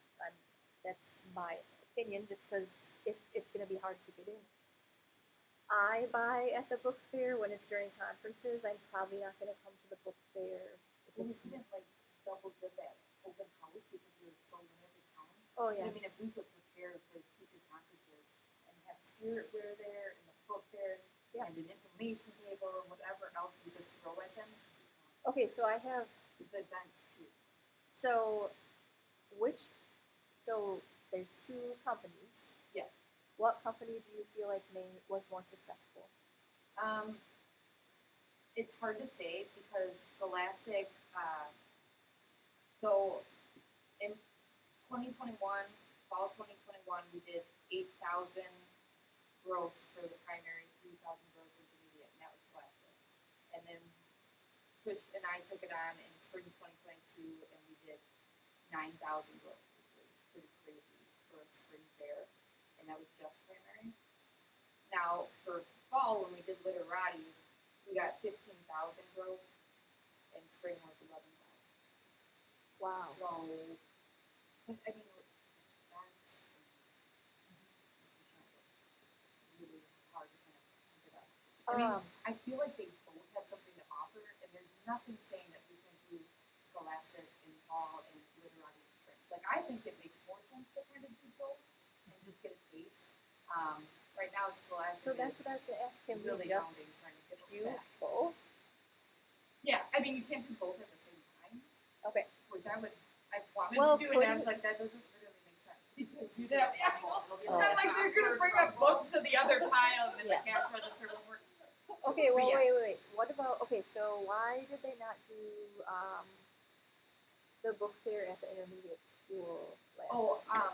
we have had a very hard time getting feedback and, any kind of input from intermediate staff. Yeah, Their schedules are just so different than primary. yeah, So as a committee, we were talking, and we all thought that maybe we would keep them separate. And instead of just like not doing one for intermediate, maybe it would be they need all of our focus and primary needs all of our focus. So when we're doing primary, we'll do that conferences, we'll get all those people in there. If they're intermediate, they're more independent. So maybe we can just pick a random week that works well for them and just do it at lunches, like right by them in the cafeteria where they can come with their own. And then keep it open a little bit after, because before they walk over to primary, they're just more available to kind of. yeah, do whatever they Yeah. want. They have more independence, yeah. And I just think then we could also, if they were separate, we could just really put some more attention on them. I think intermediate could just really use some more. Yeah, I think that's, yeah, I agree. But that's kind of the only reason. Okay, Is there such thing as like a weekend book fair? Like imagine over, let's say a basketball tournament, I'm just well, talking. they did it on Saturday, you guys did it I mean, we have the Saturday. fair over the weekend if that's when they deliver it. Like, I think you could book those days and hold it. You guys did it on a Saturday, when you did that community, that was like in the evening, and then the next morning, I thought it was a Saturday morning. Was it Thursday? I'm just Yeah, wondering was if it you could tie books on a weekend. What are you talking about? Yeah, I'm like, you're in a bookstore. I don't know what I was saying. If you could tie in with like some kind of athletic event that. But I we're don't think hosting. that's ever really been considered. And I mean, like the other thing with the intermediate is like support. So people working it, and we're always like double dipping from our limited volunteer pool when we have both schools going on. Yeah. And I just feel like people could be like, oh, I can do both of my kids now, or even if Yeah. you did a weekend one, the people that never get to volunteer could be like, Yeah. really excited. So. What about if you combined it with the fine arts in the springtime? When we did the fine arts, what was it called? It was here. And like the spring concerts, and then the art teacher had, I know this because I had to put up art, like you put the art up, and then maybe have like a book fair kind of Like an art combined with show. that. You mean like when I had to be here for 3 hours I was- watching my kids yeah. sing? You could be could've been shopping for buying books. That is such a good idea. That would be a really As far as we talked about a spring fundraiser and maybe doing a gala or something different. It has been brought up in the past, along with Katie's mention of maybe doing one on the weekend. Parents have said that they really like to shop the book fairs and that they would find it very fun to just go nuts without their kids and buy their little hearts out as if they were at Scholastic, and then they just donate all the books to other kids. But see, that would be such a good concert time then, because Yeah. my kids are like in the art room or whatever, and I'm just like waiting. Oh, when you're sitting and waiting, Yeah. saving your seats. Yeah. Mm-hmm. Well, I'm waiting because if you have children that happen to be in like the lower level grades and then the higher level grades, and now I have to in 4K, it's like now I'm going to be here 2 different days and for 100 hours, and I don't know. So, yeah. Spend money. Like, yeah. I mean, but it's a good time because you just have time to look around. Like you're saying, there's time. There's just going to be a period of time where. The book fair can always use help picking dates. So that Okay. is a I good think idea. that fits into our discussion on the overall calendar. Yes. Of events and fundraising and all the other things we need to talk about. Okay, I have one more. Sorry. I think we should just make a decision then if we're gonna try to do this October 23rd through 25th, and then what one we want to go with, just so So you can get started. you The can walk last- away with having a decision. The last 2 fairs we did with Literati, and I love the Literati books and stuff. Scholastic, we are really limited with funds for PTO, and we could give a crap ton to staff of Scholastic if we did a Scholastic fair, and it's easy for them to off the shelves. She did say, because of the time, even though they can get us in, the inventory will be very. That was going to be my next Oh. question. I know we've run into problems with ordering stock and how fast, and I think you said Scholastic came faster than Literati, or was it the other way around? They're both kind of up there. Scholastic does now, you used to have to call and say your order over the phone to some ancient woman and try to get all the books ordered. But now they have an online system that you can, and they have new cash registers and stuff. She's you don't need the but Okay, so my question between the two then is, do you think one is better suited for primary and one is better suited for intermediate? I don't have an intermediate kid, and I prefer the intermediate books from Literati. Okay. But what does that say? Because I don't have an intermediate kid. So I just from looking around like at the Literati one, I thought they had a pretty good selection of like older kid books. I mean, not that the primary had a ton, but it was like the chapter books I wanted to read some of them. So I mean, We just needed a change. Doing Scholastic back to back all the years, Yeah. makes it unbearable. But switching, I mean, if you're gonna have Literati in the spring, you're not missing out on anything now, and vice versa, right? Because I mean, you're getting the best of both worlds. Scholastic can get kind of stale because they will just send you the fare from the last school that ended. So it gets. I didn't feel that as much with Literati, but it's kind of those things. Does anyone know off the top of their head, and I'm sorry that I don't, how many staff are at the primary school? Isn't it 65? Something like that. But that's not Ish. all just, that's like That's- everyone. Well, are you looking for staff or are you looking for teachers? I Just guess trying to teachers. calculate how many Scholastic dollars we could give the staff. Yeah. The I mean, teachers. when Church and I took it on, we kind of agreed that it was going to be all classroom teachers, but also any specialists, Special learning, interventionists, yeah, Special any, ed. any that needed it could come. There is I feel like it kind of needs to be brought up with the new primary staff. There's a lot that the library can get books too. They have their own library specialists and their own funds that way, but like, I don't know, like we can. Okay, so yeah, I think we should definitely move forward. If I mean, like, if we have to get on a schedule, can we just? They probably will both email me tomorrow morning because they know that this meeting is coming. Okay. So which one would we like to go? Should we flip a coin? 6,500 versus 3,800 in like money. To your point, we brought on a lot of new staff this year. Yeah. I feel like we need to jumpstart the school year for them. Yeah. Coming into put them in their classrooms. That's my personal opinion. So not to say it so definitively, but that's the end. Sorry, I'm sitting at a back table. I'm not at the front table. But that We're just all feels at the like back the table. right thing to do to get You mean Scholastic? Yes. To get more dollars to each of our teachers, especially the new ones, and the messaging could even be like, if you're like all the wall books in your classroom, because you've been here for 30 years, like one of my daughters has somebody with 30 years of tenure, and the other one, this is her first year teaching. Phone a friend and get them. Like that's my initial thought, and then the They could all- spring yeah. doesn't typically make as much, then we can see like, because Literati has done better, and I know you hustled, so like that could be part of it, but they've done better, and the spring doesn't typically do as well, so then we would really see what makes us more money, and the spring doesn't typically do as much, And they and really this one wanted has us. done better, like, Chris and I have to fight them to give us like more content because they're like, oh, well, you can't sell one we sold this much. And like, you only give us based on that much. We can't sell more.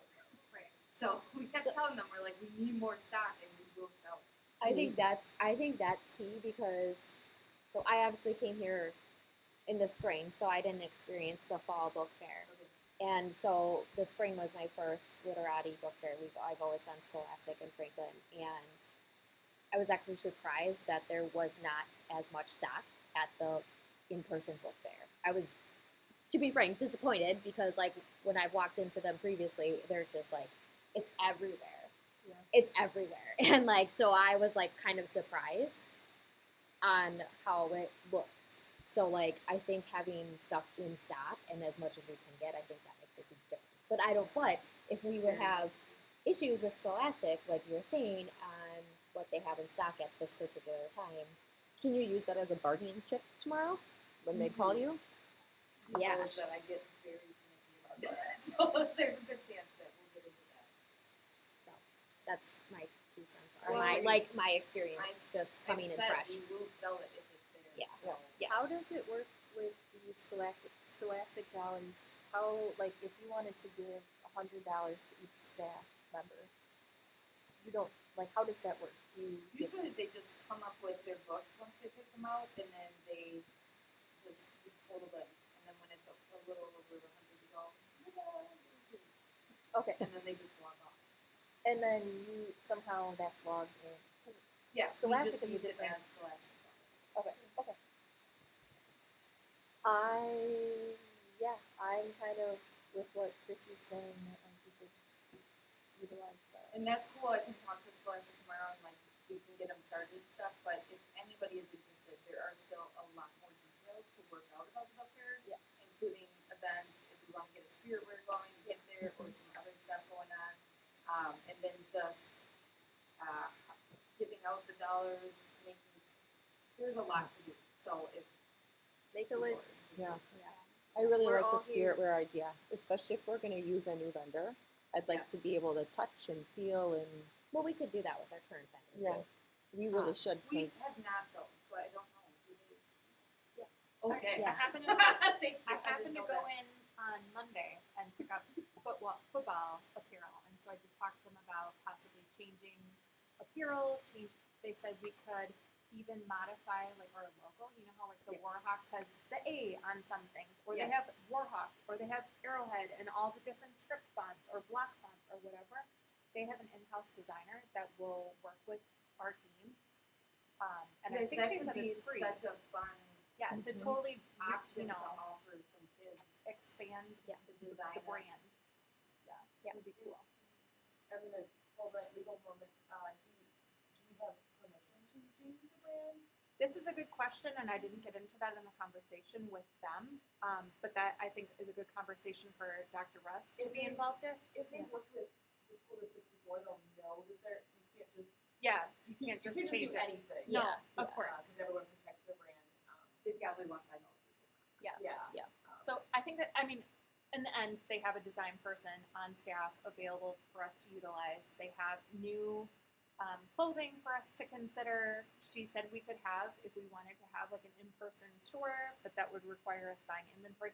So there's options is what. You have to buy the inventory for them to have an in-person. like if you keep stock on the Right. premises, Right. which Oh, distinctive. They like, right? They were willing to like come with their shop yes, and even customize on the site Yeah. for parents that were willing. It wasn't like repurchasing. My conversation was very, very brief with Yes, them. So yes. I ultimately, point is, we have options and it's worth a continued conversation with them. Yes. And I think your point on the logo is valid. So it's just more learning. Let's find That's out just more. my note of like, make sure they know what Yeah, they can do. Yeah. They probably do. Yeah. But know that when you get in there, you can't just do.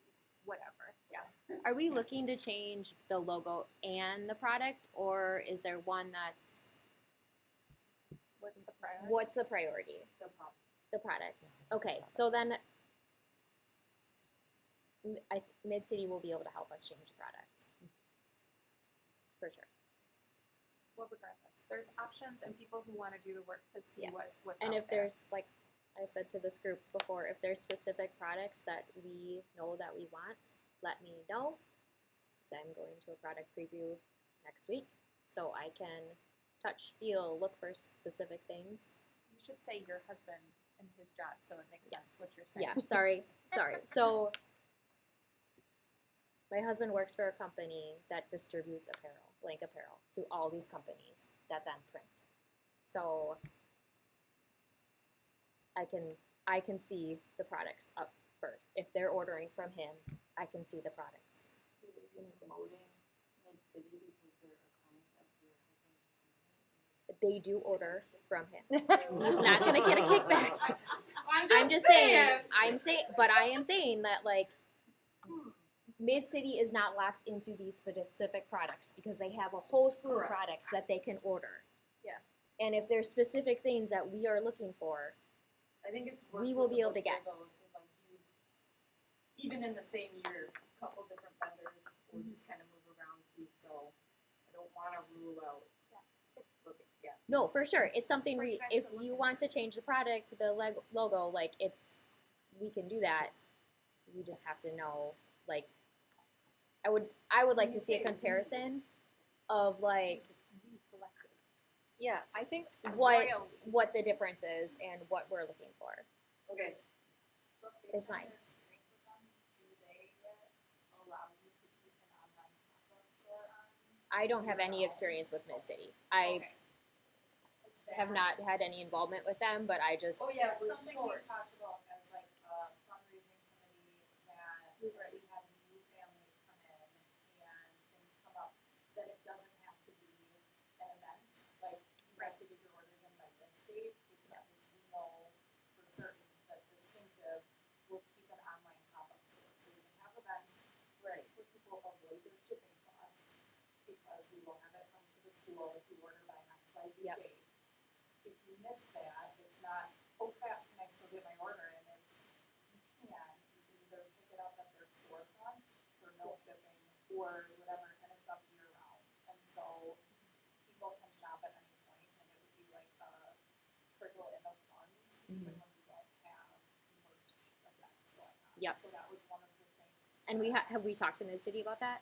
we asked Jennifer Massick. Jennifer about it initially, or we talked about it via email, and it Okay. didn't sound. So- It didn't sound like that they Correct. So it's something for us to. Like there was a pursue reason why additionally she's always to had had Yes. specific Yes. events. Okay, that makes sense. That's kind of why we Yeah. got Another You're vendor. right, and I forgot That about was that. one of the things, like, and traditionally, Because the it's very my short. understanding that we haven't done Yeah. this second event, it's just gonna get your spirit order in and then we'll deliver it, so that's different, right, at least like new families coming in this year, there's that second one. Correct. Yeah. Put that Correct. second one up, but since that hasn't always been the case, then it's just, oh man, my kids are here, and then I'm having to like, switch it, so. Then you end up Yeah. like me and purchasing MAA gear, thinking it was still Merton. So, Or you end up Merton. like me, where I haven't Like, purchased doesn't anything yet, so. So Just doesn't Mid waiting City to have see. like Arrowhead stuff on stock? There I are thought- some things in stock for different So schools then too. why? That's what we're not really sure. Okay. about. We need to get more details. Okay. Okay, so do you guys- Person when we have not been able to do that Do you guys think by next? yet. Okay. So do you guys think by like next meeting, or we would have some kind of like, Mid City is this, Distinctive is this is how much the startup is, this We've is. been very focused on the mums at this point, Yeah. and then Culver's kind of came into the mix. But other than that, the next goal is to get people interested and help start looking at the spirit wear and the book fair and get those two things moving for October. And one of the other really popular ideas was one that we could like throw in kind of anywhere. We were thinking maybe closer to winter was Penny Wars, which we all kind of had a positive experience with as kids, so yeah. That's a big one on the PTO today. They show all like the penny war It things. used to be so fun. It looks especially fun. if it was like a rainy week and like the kids had indoor recess. Oh, yeah. Just run out. I Yeah. don't personally, but I think people like go out and buy them.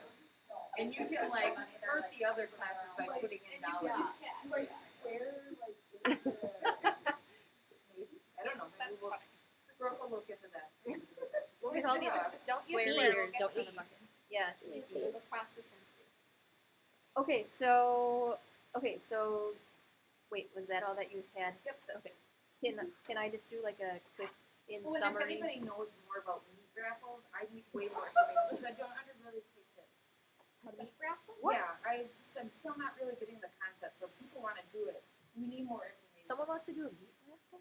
It's not just a meat raffle, there's other things associated with it, Yeah, like but free like, booze, people but like- get really excited about it, like, cause it's like, for But the we have to raffles, decide- meat raffles, we do an event like at a KJ's or Curly's. Curly's, and Pewaukee does a ton of them. Yes. And so they have all the information about like, this is how we run these, this is typically like, I had reached out and they said the least a group has ever made doing meat raffle and then putting together some like bourbon and some other raffle baskets. The least a group has made is 4K and they've seen 15 to 20K. Wow. Like one Wow. event and then everybody, and they get traffic in there and they continue to be.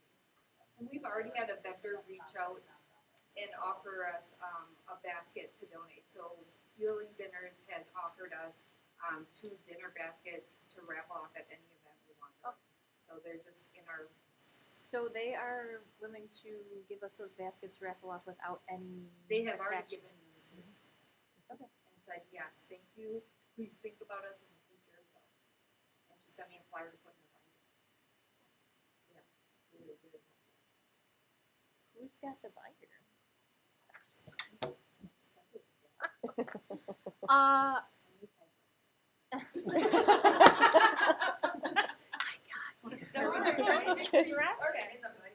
I know. It's really easy, I'll give you the code, you just. In the bylaws, you guys, anything under 100, the Say that louder for the people at home. Yeah. and she'll give you the code. just take it. Okay, no, Brooke made me put it in a safe deposit box and give her the key. So anyway, Pretty much. Okay, so just to summarize fundraising, so restaurant nights currently Culver's, but you guys are interested in pursuing other ones. Perhaps someone from the fundraising committee will look into other ones so we can have like a list. Okay, so maybe by next time we can have like a big list of, whatever. It's nice to see the comparisons of Yes, percentages too. Chrissy Zidell has already started looking into some Oh, too. perfect. I don't know, I'm just gonna throw names out there, but anyways, there were a lot that did, different percentages too. Yeah. I've heard good things about Hannah, so. Good. Yes. Yes. Oh. There some kids have allergies too, and Culver's is not a possibility. So it's probably better that we have some other options. Yes, Yeah. for sure. Okay, can I, on that same note, mention something about Culver's? Like, not that we need to keep them all the time necessarily, but sort of what I was maybe thinking is like we could keep Culver's on those days, but we could do other restaurant nights, other days or times as well. Not like that we. It depends. I mean, if we Yeah. have to staff and send out notification for all of them, that would get to be a bit much. I mean, And I don't think like we. I'm just saying, like, Yeah. I mean, That would. That, because I once a agree. week or once a month is already. I don't think a lot, because my previous school used to do these. Yeah, I all don't the think time, many but- of them require. There's, like, staffing isn't a thing. It's just Okay, you so come. That's just home. You- Yes. yeah. And I know some places do require you to bring a sheet that says I'm from Merton. Yep. Okay. So we need to ask that question as well. Where some you can Yep. say you can just say Merton, or if you're Culver's, you Yep. just give it to whoever comes in. So there's different ways that different establishments. The only But we reason. do still have to like send out nonstop flyers. There's another one. There's another one. Well, and Yeah. maybe you just, if we put them on the calendar and you can, put the reminder in the Friday flyer. Check that's enough. check the calendar if you don't want to cook dinner. Okay. Yeah. Well, and I think That's that's a good why, idea. like, it's important to establish a calendar for this year so we can have all that established, so, like, people can look, oh, like, in October we're doing Culver's, or in November we're doing this restaurant. So, like, we're not constantly doing things On the at fly. the spur every week to, like, quick communicate it. Like, Well- we have to have a plan and that's get a kind of- calendar out and show everyone this is what this year looks like. And so this is why I kind of wanted to keep Culver's on and maybe talk. They want us to commit because they want to make their calendar for Yeah. the fundraising year. And they don't want to put any other schools in our place. But it's very hard for them to keep a day open without a commitment from us. So, you know, I committed to the September 20th date without talking to anyone in this room, just to get on the schedule. And I did say, like, I did say I need to talk to everyone, and if something changes, I would let them know immediately, but put us down, because we want the date. But they knew, like, that I had to come and talk to, well, I talked to you, Rachel, and you were like, yeah, let's do it. So, anyway, what I'm trying to say is they are, like, They want our yes, business. and they want us to commit 2 days, so it's like they know that that night is Merton Culver's night. So when, you know, Reno calls them, or whoever, Arrowhead, or whoever else is calling them and being like, hey, can we do a fundraiser? Oh, how does that, the third Wednesday or second Wednesday, whatever Wednesday, thank you, third Wednesday of the month, they can say, oh, no, we already have Merton School that night. Okay. So that's, and that would be helping our calendar as well. Can we just keep Culver's on like we normally have, That's and just then once a month, right? yeah, Yes, and then maybe throw a couple other ones in there just to test the waters? yes. Like then we can see how much money we make, say at a Chick-fil-A one or a Panera one, and then at the end of the year, maybe put another parent survey and be like, what We did wanna you try guys to have like? Some too that were not just like, hey, go there and buy dinner. We wanted to see if there were some that we could like bring in, like Saz's will try do to that, get yeah. order and then pick up. Or Chick-fil-A, I think sometimes does like a on-site. They'll have meal. their they'll have their So food we're truck. just gonna see to have some different options. Yeah. So what about Thirsty Dock?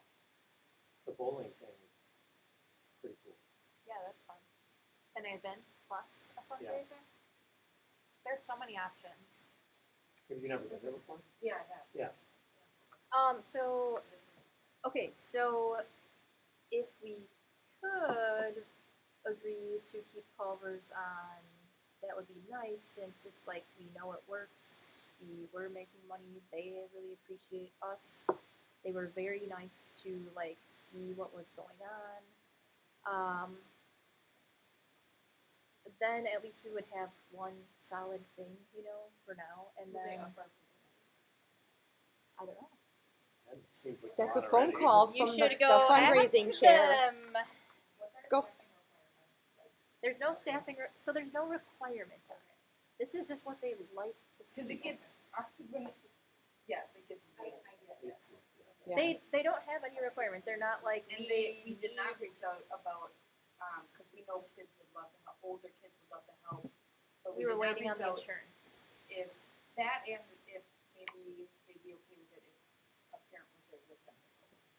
Yeah, and that. So yeah. And so we can Tracy's have. gonna work there with you. My kids love to wash Yeah, tables at Culver's. So yeah, I mean, I think. So if someone from fundraising could reach out to them, it's literally just Google their number. It's just the main number. I think the I staffing am not the requirement they fundraising had chair. was mainly to bring students in because they wanted their teachers to serve them food. So, I mean, we could still have a sign up, like if the staff is going to go at a certain time. We're good. You're the phone lead. You're the phone chair. Okay. Okay, so so next time. Okay, so we're gonna stick with some call. Like, let's get on their calendar at least, or you know, I don't want to leave them hanging. Is what I'm trying to say. I feel like it's bad. Yeah, we should business. commit to And them lose- at and then least lose our if it's every opportunity. month or maybe even every other month. Yeah, because Have it would some be commitment to them. worse to not have a Culver's night, right, than to have too many Culver's nights. I think you got to commit to the year. I think that would be a phone call. Just say like, hey, are you guys okay if we just commit to the next 4 months? I mean, yeah, but then what if they give our day away and then we don't have it? I would just commit to the We year. would let them know before 4 months. We'll let them know in November or whatever. Okay, and so then we'll get some other updated restaurant times. ask about staffing for that then? Volunteers. Yes, Carrie, can you ask about staffing? I got that. Please let them Pretty know tall. we'll have insurance, so, Bump up that discount, or that And so cashback to 15%. with that in the past, just for new people, looking at people, the PTO had asked staff to volunteer their time to pass out the trays. And Kristen will talk about this in our staff survey. The results were very kind of 50-50 on if they wanted to serve the community or actually sit and have the opportunity to socialize. So with that, I think, again, this is for discussion, but the idea maybe being like putting a sign up out to staff saying, if you'd like to sign up to serve, that's an option, not a requirement. And then parents and or children, whatever, filling in the gaps.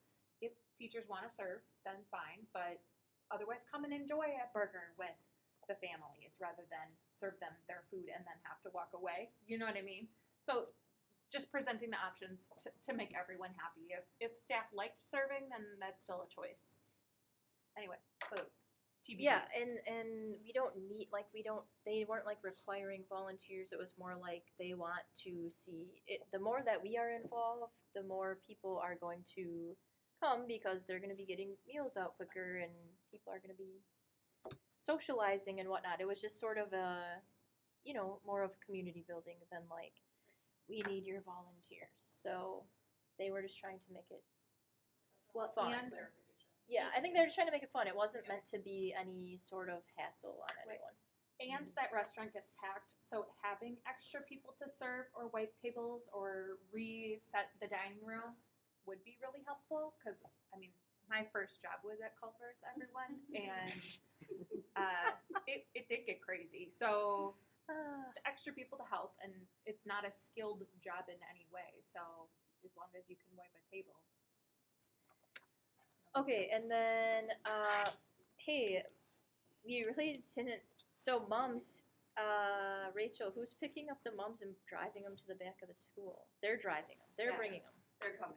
We're $50. paying for that. $50. They're, okay, Times it 50. what's the Equid update on did we buy that? They sent an Okay. email today. Did they? Did Yeah. they reply to me? Okay, Yeah. so Equid is the system that we're using to collect the sales. So the mum sale, when you go onto our website and choose your red potted plant or orange or whatever, that back end system is called Equid. And long story short, what we learned from that is the way it works right now is there's no way to download all of the orders and like see a collective total of how many reds were ordered or oranges or yellows without upgrading to this next level, the venture program, venture level, whatever. And so we reached out to inquire about that, and they do offer a 6-month upgrade to this venture level free for nonprofits. So we're pursuing that free 6-month purchase.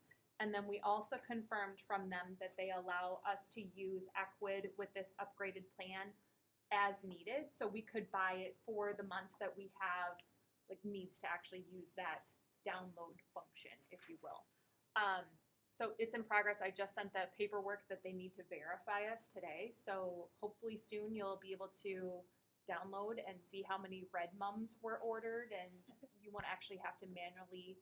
That was the concern of, we're going to make a human error for sure on this ordering of these mums. So did you get No, a we reply? No, I didn't. Okay. Not That yet. was my reply. But they've been super responsive, so the customer service will reply and activate that for us, and then we have 6 free months to use the download function. And there's other functions to it as well, but that was like the primary upgrade.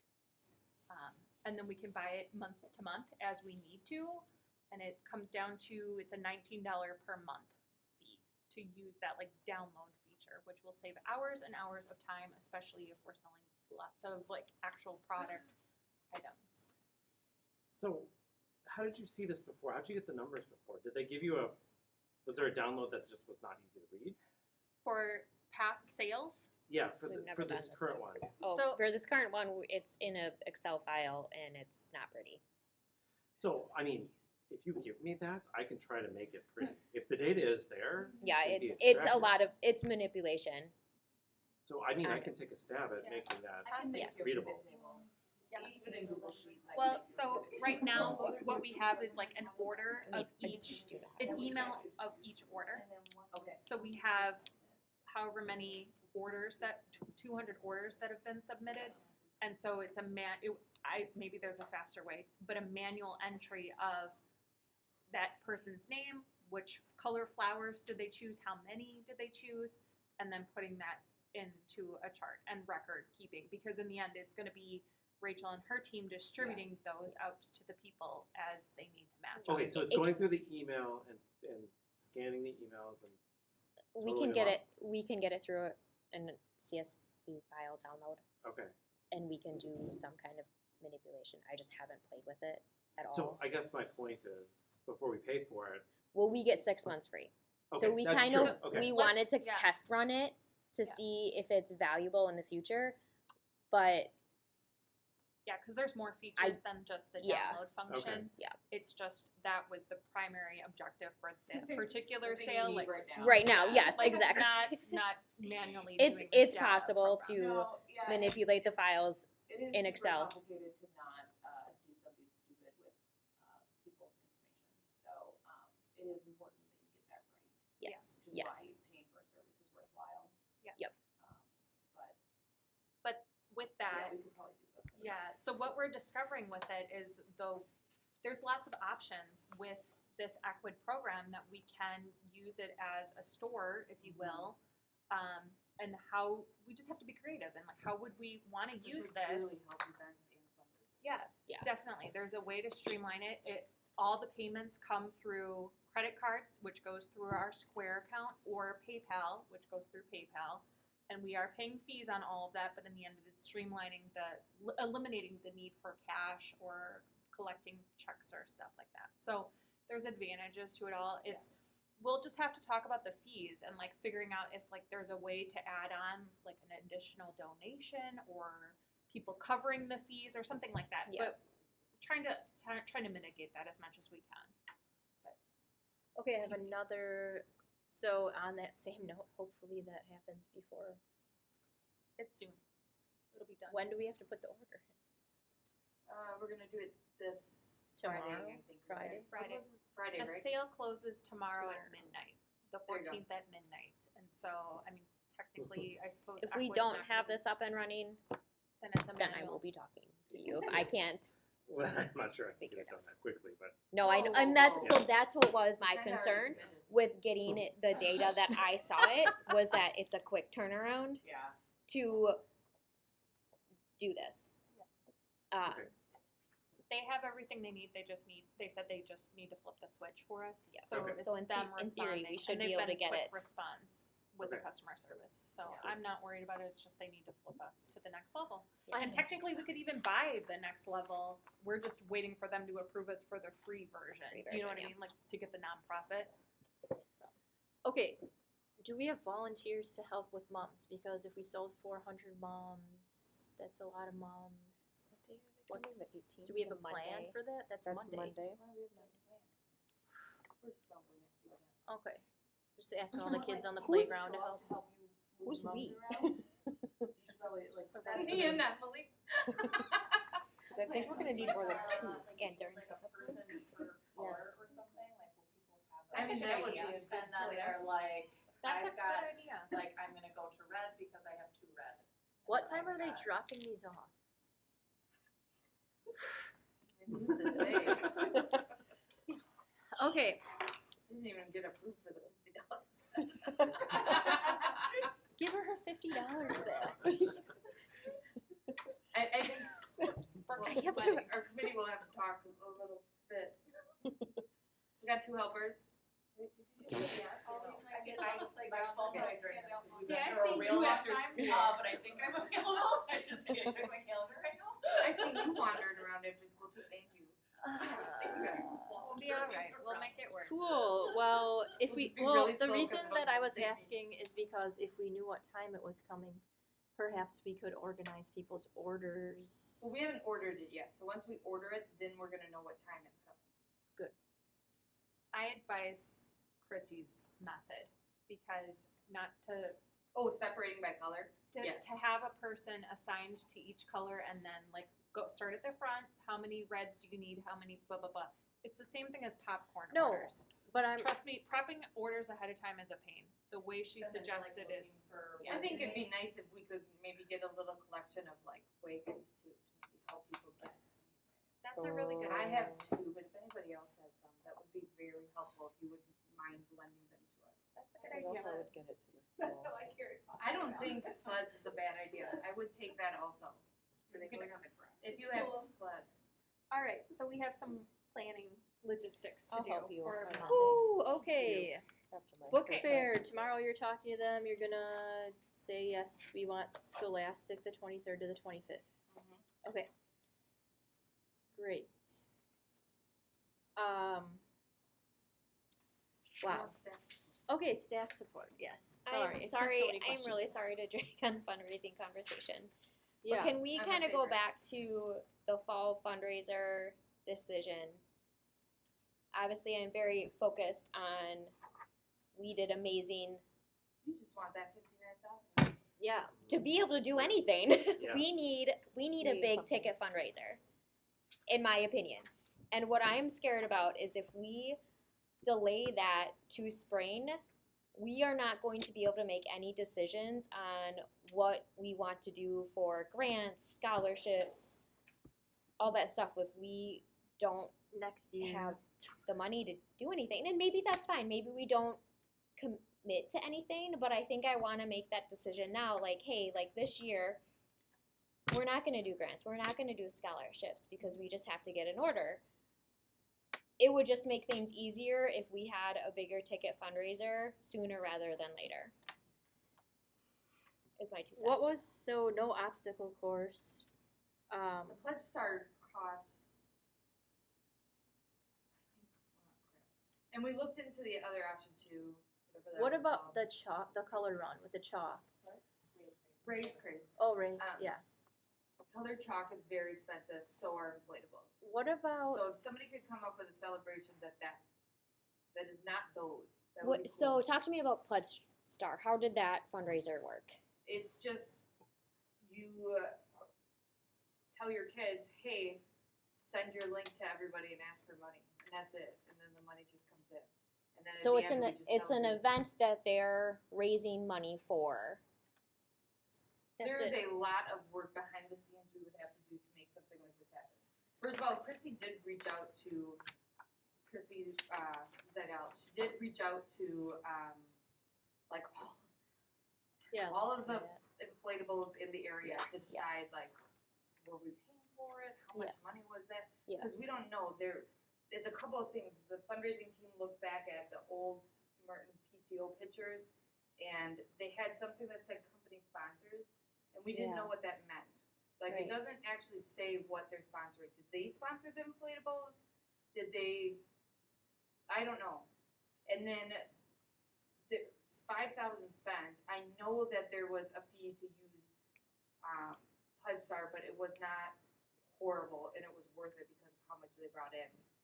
But then also, we did look at Raise Craze. That one is a little bit more expensive, but What is Raise Craze? yeah, it's the same thing as Pledge. Okay, so Pledge Star is just the tool Yes. to Pledge Star collect, is the tool, yes. and then And it's, Raise it sends an email to everyone. I didn't know that. Pledge Star doesn't. Like I mean, we always just kind of ourselves. See, my kids didn't like that fundraiser because it pitted the kids against each other. Like, my To kids, raise Well, more one of money. the other things that we talked about as a they felt- fundraising committee felt is like it that was one of just the big projects very we have to do competitive just and to kids do would any come to fundraising meetings is because we need in to the reach out to all the staff, like the new staff and the existing ones, and make a collection of activities that they, or like prizes that they can offer us. Do you know what I mean? Like we need to have like a knowledge base of like right. Like I know for the book fair stuff, Principal Stein used to always say, "Oh well, you know what? You can have my principal limo service or whatever," which is she would put the kids in her chair and drive them to lunch. Like it was Yeah. something that she offered, and like we knew that we had that.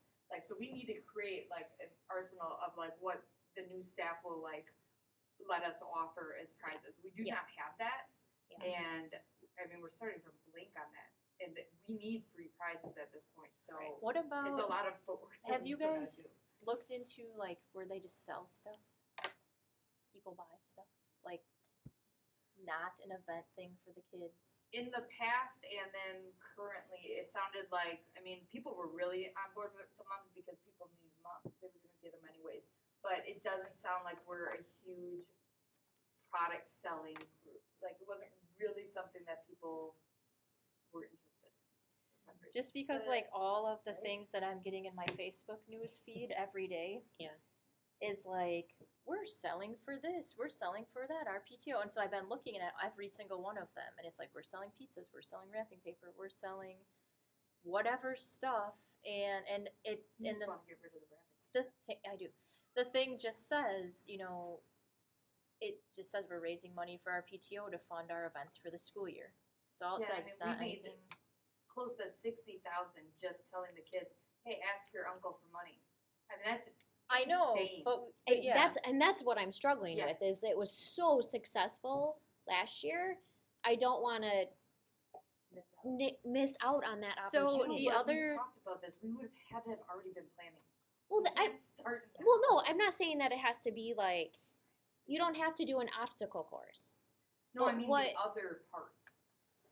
To set up the pledge. To I set mean, up the like, pledge it's chart? gonna take us forever to get to all the teachers just to find the prizes and the incentives and. for all of the kids, because part of the motivation to go to your uncle and say, give me all your money, is not like practicing for The like, top earner gets this and being it's a this, robber later. yeah. It's Okay, so because, there's like, prizes there's other motivation. than the obstacle course. which they had like Like they tiers just of all things Tiers of along things. the way Okay. that motivate them to Okay. keep But going. it's pretty easy stuff that I think if we could just, we could definitely reach out to staff. It's like they got a pajama day, they got a movie day, they Yeah. got popcorn. and I mean My I think kids will maybe, know like, all of the things. Ron Russ or the principals might be able to help us with some of the bigger ones, right? Where they're just like, yeah, you can have a pajama day, right? Like that doesn't have That's to come fine. from I the think that teacher. I don't know. anyone, the teacher can just decide that. Can they? I mean, can't your kids just decide that? No, I'm just like I don't know. Do Your like kids wear clothes to school? yeah, sometimes. So Um, I think, Just PJs. but I Like think that. those things would be easy to get people on board. Like that's not a hard thing to offer a pajama day. That's just telling kids they get to wear their pajamas. It's not, like other things that would be harder would be like, oh, you win a pizza party or something like that, because then we would have to figure out. But if we're Well, making all there's that none money of it- in, None of this is hard to get, it's the Correct. actual amalgamation of ideas that's hard. Yeah, Right, we yeah, need- it's the coordination There's a and coordination oh, of- sorry. There's a moment of just sending a note out to all Yeah. teachers and say, we're doing this thing to raise money and you need to, do Come you have up any with- ideas about what you wanna do for your kids if they win? Like, that's just If we were Communication. willing to like really push the date back. What if we Maybe did something even in like past the- November? Well, I was gonna say past the book fair. I think that would be more doable. Like I mean, to think of doing it in the fall is just So not what possible. if we just did something in I don't have time to do it. November? So, yeah, and I'm tempted at this point too. So I mean, I'm just trying to think if we could do something like in November where, well, that's okay. So that's the other reason that I was saying the selling of stuff is easy too. Not mums, but like, I don't know. What are some of these like sellers clubs choice? What did you guys sell when you were kids? Like, I think I know, the discussion was, we want to come with something where it's not a constant barrage of buy this, sell this, buy this, sell Yeah. this. right. And Unless we things could like, double and so dip. we wanted to think what was gonna be most impactful and how can we, how can we double dip, how can we make this as impactful as possible? So that like when we come to our families and say, this is what we're doing to fund the PTO, they're like, yep, this is legit, they haven't asked me for 4 different things this week, and so that's where, it's not paralysis by analysis, but it's us trying to be thoughtful about what's gonna make sense without, and I think that was part of, and I think we talked through all of that, but that was part of the restaurant night thing, is like, if we want to sprinkle other things in, do we still do covers? And so we've already talked through that piece, and that's great, and I like the direction we're going, but that's part of it too, is that it's not that there aren't a million ideas, it's that we're trying to be really thoughtful about what's gonna be impactful and what can we get done based on the number of And we put a lot of thought into our hours as well. specific community, like, well, Merton is very generous, like we have a lot of families that are comfortable, and one of the things is like, if it's, you know, just sending in $50 so that their kid can get a pizza party, they're probably gonna do it. If it's like buying 8 candles, Yeah. they're not gonna, and even if we do a product one, the moms was targeted at the parents. Like it had nothing to do with the kids, because it was just literally like, I know you want your moms, you want to get them at the school. Whereas like we were trying to make it, yes, if you make it I know, I was just easier like, for them. so. Like if you're selling something What's that's the like next holiday? appetizing to them, or that we make something easier for them, that's doing something. But like when we were, you know, if we're doing another product thing, like where Yeah. we just say, hey, we're selling pizzas, at that point people are like, okay, well, I got pizzas, or Right. I could just give my kid money, or we get to the point where what's the incentive? So then we were also having to do that all over again. With the moms, we didn't need incentives because people were just like, oh crap. Yeah. If we could find more of those. Yes, if people have any ideas, even if it's not like I saw this fundraiser, but like something that are like universally around this time of year, this If I is could just something buy that it through people school, love it'd be easy. buying. Yes, that would be. Or I 100% was trying to worth think it. of something that we could Send that do to us. that was like indoors in November, because obviously we're probably not going to be able to utilize outside, but like something that the kids could do inside that we could still do something like the bounce house, but not obviously not a bounce house. Still do like a fundraiser of that type, but we'll have more time. I mean, All I'm getting from this part of the meeting that's dragging on a little bit is that you would like to join the fundraising committee, and you can. I think You that wanna come I'm to our just next like meeting? a part of it by proxy. So Always You be can closer, come. Rachel. Start Always thinking. be adding people. There we Always go. be closer. I'll just put your name there. Well, and the PTO today probably has lots of fundraising ideas. yes. They gotta have That which we ones haven't are most looked through successful and don't cost anything. They gotta Yes, have and Yeah, ones we that could are do in Antarctica because it's gonna be like -10. And I mean, still have a bounce house in the gym. We can, Yeah, they did we it. could try to last year take for the money from carnival. the Boy Scouts Yeah. and do our own wreath sale. we could do the miniature golf indoors. Well, that would be fun. That'd be fun. We would.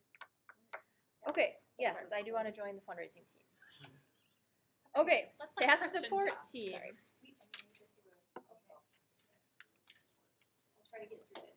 We don't have Thanks.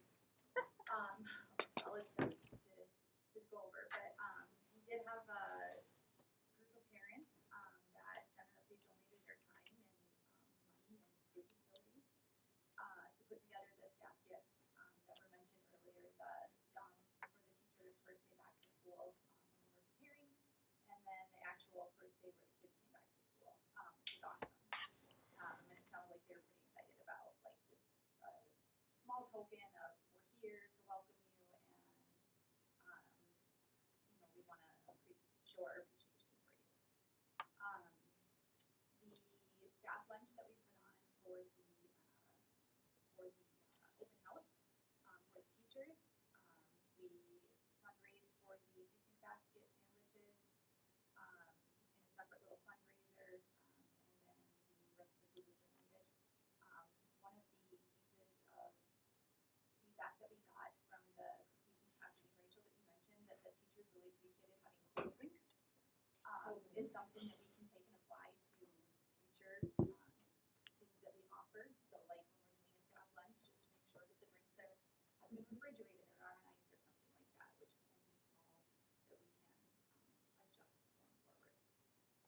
So that was good feedback. Katie mentioned the teacher survey that I think it was you that sent it out earlier this summer. And I haven't gone through all of the results on that, but it was generally like, what do you want your involvement to be with the PTO? Are you interested in coming to meetings? Are you things that we can do for you kind of just in a general sense. So we will take some of those comments, look at them more thoroughly and see if there's ideas that we can generate from there. That kind of ties into number 5, which is the room parent decision. One of the questions on the survey was, would the primary teachers like the PTO to coordinate room parents, like apparently we've done in the past, but not the recent past? And the majority of them said yes. So we agreed to do that. That's one of the big things that we're working through right now, is just making sure that everybody has a room parent, everybody, if there's multiple room parents, there's been some sort of coordination, are they gonna work together, or is somebody stepping down or whatever. And then the other piece of that is just trying to get some sort of communication to go out to the room parents that these are kind of like your job duties as a room parent, which will be super helpful for new people coming in, and then getting feedback from parents that have done this in the past. So they've got all of the great tips, things that have worked well for them, making sure that they are, the holiday parties are filling the time. That was a big one I got back, that the teachers don't want time left at the end of the day where they all of a sudden have to come up with something to do. So just making sure that all of the room parents have this sort of basis for knowledge of what they're going to be expected to do going into it. And that they can communicate with each other if they have questions or, are looking to generate ideas, if they're not crafty or, something like that. We want to be able to provide support, and we want to make it easy for the teachers too. Like, we're here to make their lives easier, not take control away from them. So if there's still other things that teachers have done in the past, or had their room parents do in the past, other than just like the parties, and then, a lot of times room parents will coordinate gifts for teachers. There's other things like that that we can use a different platform to help with that. Whether it's the teachers emailing the parents in their class directly, or whether it's us doing that through some bigger like job board that any parent in the school district can draw from, and not just the parents in that class. So those are the big things that we're working through with the room parents right now. Tracy also has a survey that she's got that's going to go out to all the teachers, so that we can get their birth date, so the room parents know that. Their favorite drinks and candy in the restaurants that they like to shop at and things. So if parents are looking for gifts or gift cards, come birthdays or holiday time, they have some personal ideas that they can draw from. So we'll give that to the room parents once we get that back. Would you also, when you get that, could we get that to the communications committee potentially to put like my favorite things on the PTO website for holiday gifts and things for parents when they're looking for ideas? We used to do that at my old school. Okay, so Yes, I that don't know has if you come guys up already too. did that, but like just this is all the stuff. Yes, we have been discussing that, and there was the thought of, are teachers okay with us posting all this information on our website where everybody can see it, kind of thing? So maybe not. Please don't post people's full birthdays. No, No. they don't put their full No. birthday on there. I'm just like, But that was stating my for the concern. record, like, Yeah. make sure your PII is protected. Yeah. Right. So those are the things that we have to think through. I guess some school districts have had it tie into like a Skyward type system before, where parents could log in and then it works like that. And those are things that we've yet to figure out. But yeah, that'd be great if all parents could How are you, drop that information. is it just you right now doing room parents, or how did you manage that system? Or who's like working on the sheets? So Tracy's got the survey. I have the spreadsheet data from, like, Katie had created that QR code. And so parents applied online, we got the data, so I've got all of that data that I'm working off of. But the other thing that we decided to do is we have a really large group of people who wanted to be a part of this committee, which is awesome. But what I found out is not a lot of them actually want to do the planning part. A lot of them want to carry out what's already been planned, which is awesome because we need that, right? So we've now separated, or not, I don't want to say separated, but we now have differentiated between those that want to plan and those that want to kind of just execute, and then some people want to do both. So the planning group will be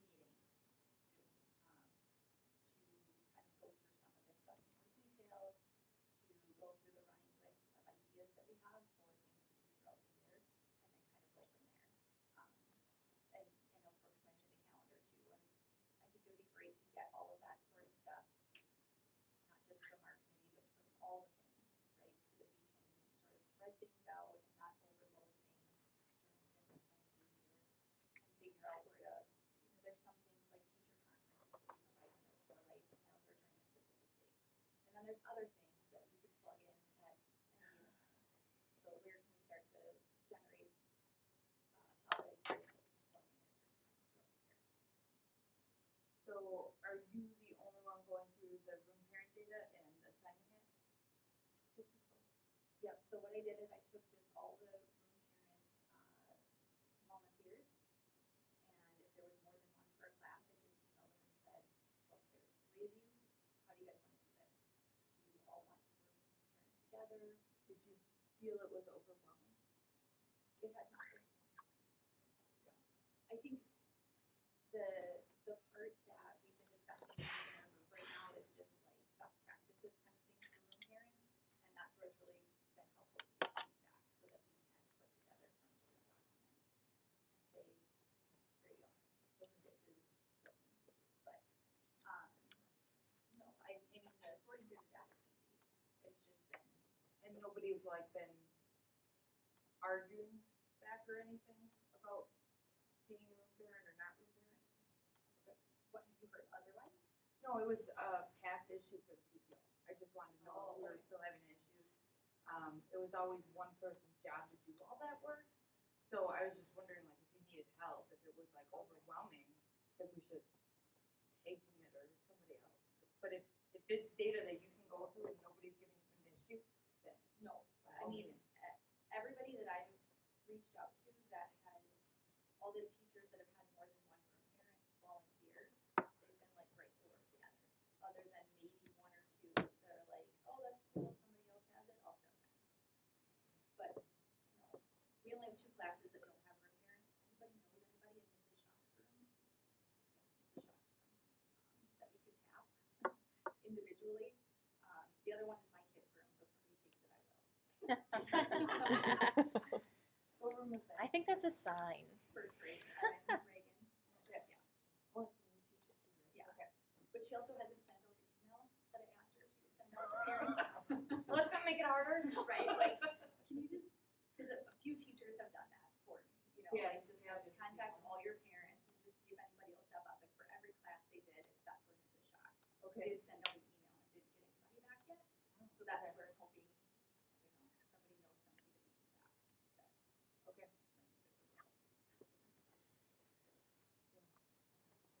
But otherwise, you wouldn't just assign somebody, right? You like might have like the other first graders help cover that grade or 5K. 5K,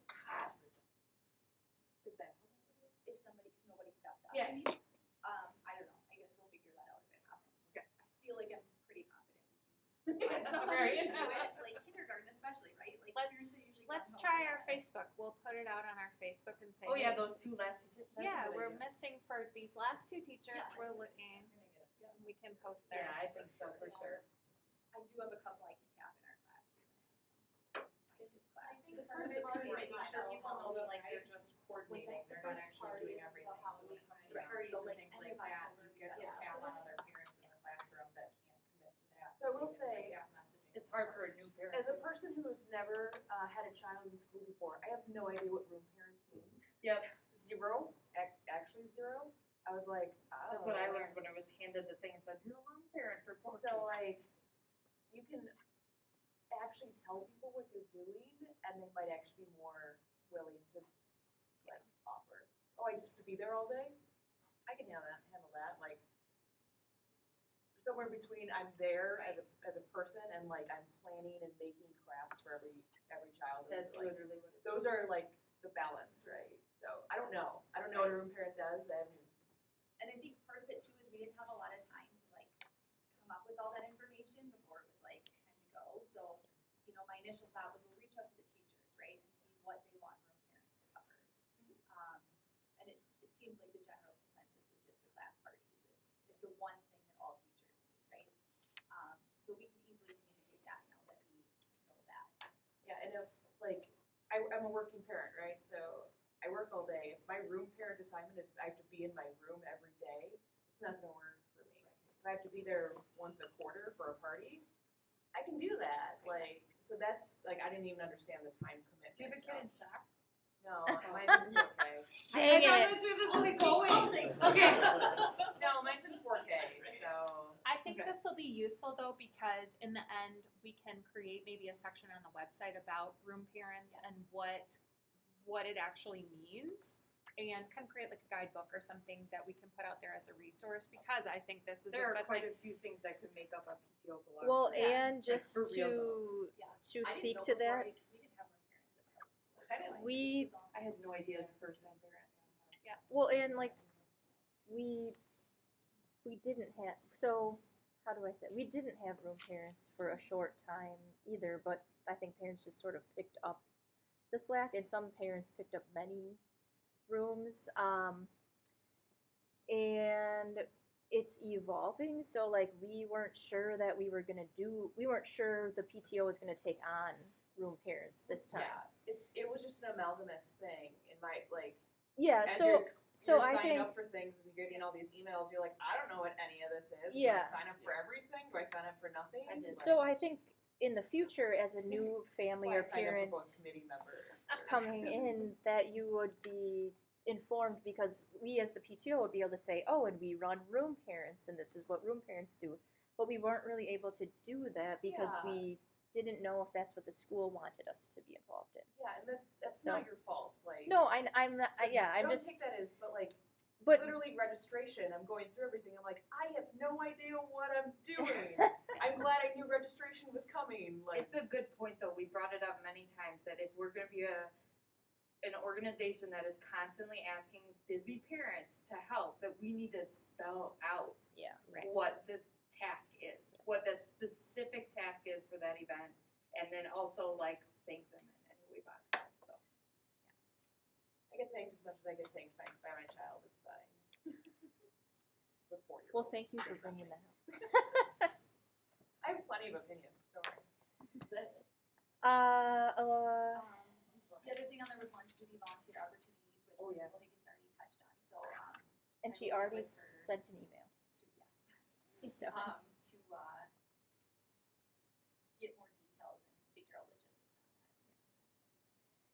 that. Election committee report, there isn't one currently, and then communications committee report, I didn't see anything. Yeah, I have a 45-minute speech oh prepared. my god, seriously. PowerPoint presentation. That sounds great. No, I don't have much, I guess. I'm much more of a technical advisor, I guess. I am an admin in the workspace now, so I can do things like create accounts and reset accounts and that sort of stuff. And, Yeah. so if you need technical support, email me. If you need something in the Can I just flyer. email you them every minute of the day? You need help with the Friday flyer, I guess that's going to be on me now too. Send an email to the communications. You can You help know? make the blurbs. Sure. So, can I mean, jump in? Yeah. So I'm on the communications committee as a member, not a board person or director, whatever.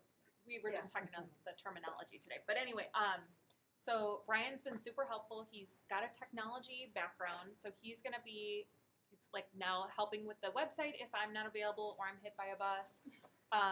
That he can access that. He's going to know how to do the Equid on the back end. As he just said, he's the administrator or has administrative rights to the workspace, which is all of us have, fundraising at mertonpto.org email, so he can help facilitate that. The other thing what we're trying to work on doing is building like a directory of all of our volunteer names and kind of categorizing people out to their committees and just making it easier for communication to be tracked and correctly assigning people to where they need to go just on our end. So that's something we're working on. Brian's also helping, hopefully soon, with our job board is going to be one of the things that he's been working on. Right? Am I speaking out of turn? No, that's fine. So I did make a survey. I am close to being able to make it auto post to Facebook. And then hopefully also auto respond back to the sheet Okay. and fill it out. So wait, first explain what that's the point of that. Oh, so if the teacher wants something done, they can fill out a Google form. It gets posted and then someone else can take it. Right. Yep. So we're trying to find a way to communicate out to the parents what needs are actually happening at school. and then finding a way to kind of claim those tasks. Ryan, are you managing Google Groups then? Like the fundraising committee? So right now, we only have the committee chairs in Yeah. the org. So there's not more groups to manage. No, I was sorry, I'm a Google admin at work, so. Maybe we should have you on our communications team. Things I don't wanna do outside of work. But like, you can manage Google Groups so that like fundraising committee would email all the fundraising committee, and then people can join and leave without them going, please stop emailing me, please stop emailing me, I moved to California. We like those emails. Yeah, so those types of functions, I think you can do them like self-management, like you just put up. It's good, really.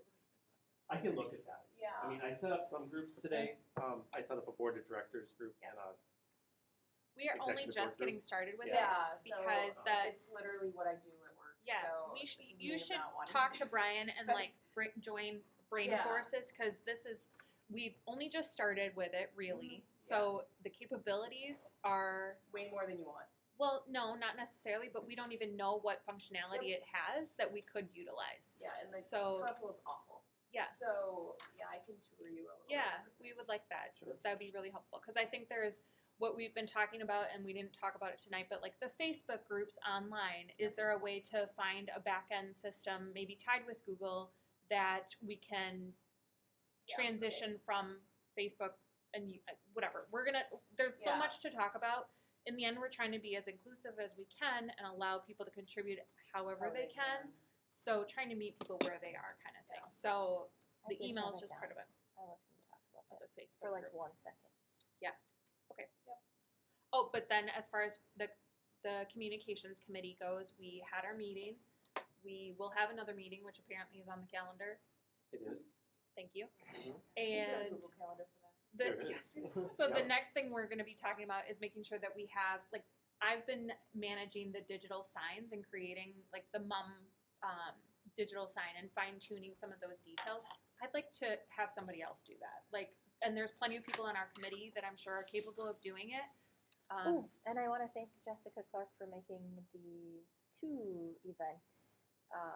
Yep. The pastries in the park and Yep. the original one, which Yep. we didn't use, but Yep. both very beautiful Mhm. and so quick. But anyway, the point is that there's things that I'm doing now that I'd like to disperse again. We talked about it before, but making sure that more people on the communications committee can have their fingers in things, that would be a good thing for my life. Absolutely. So we'll talk about that. Okay, and then real quick, last thing, we did post the Facebook groups to our Facebook page and asked anyone and everyone to join them.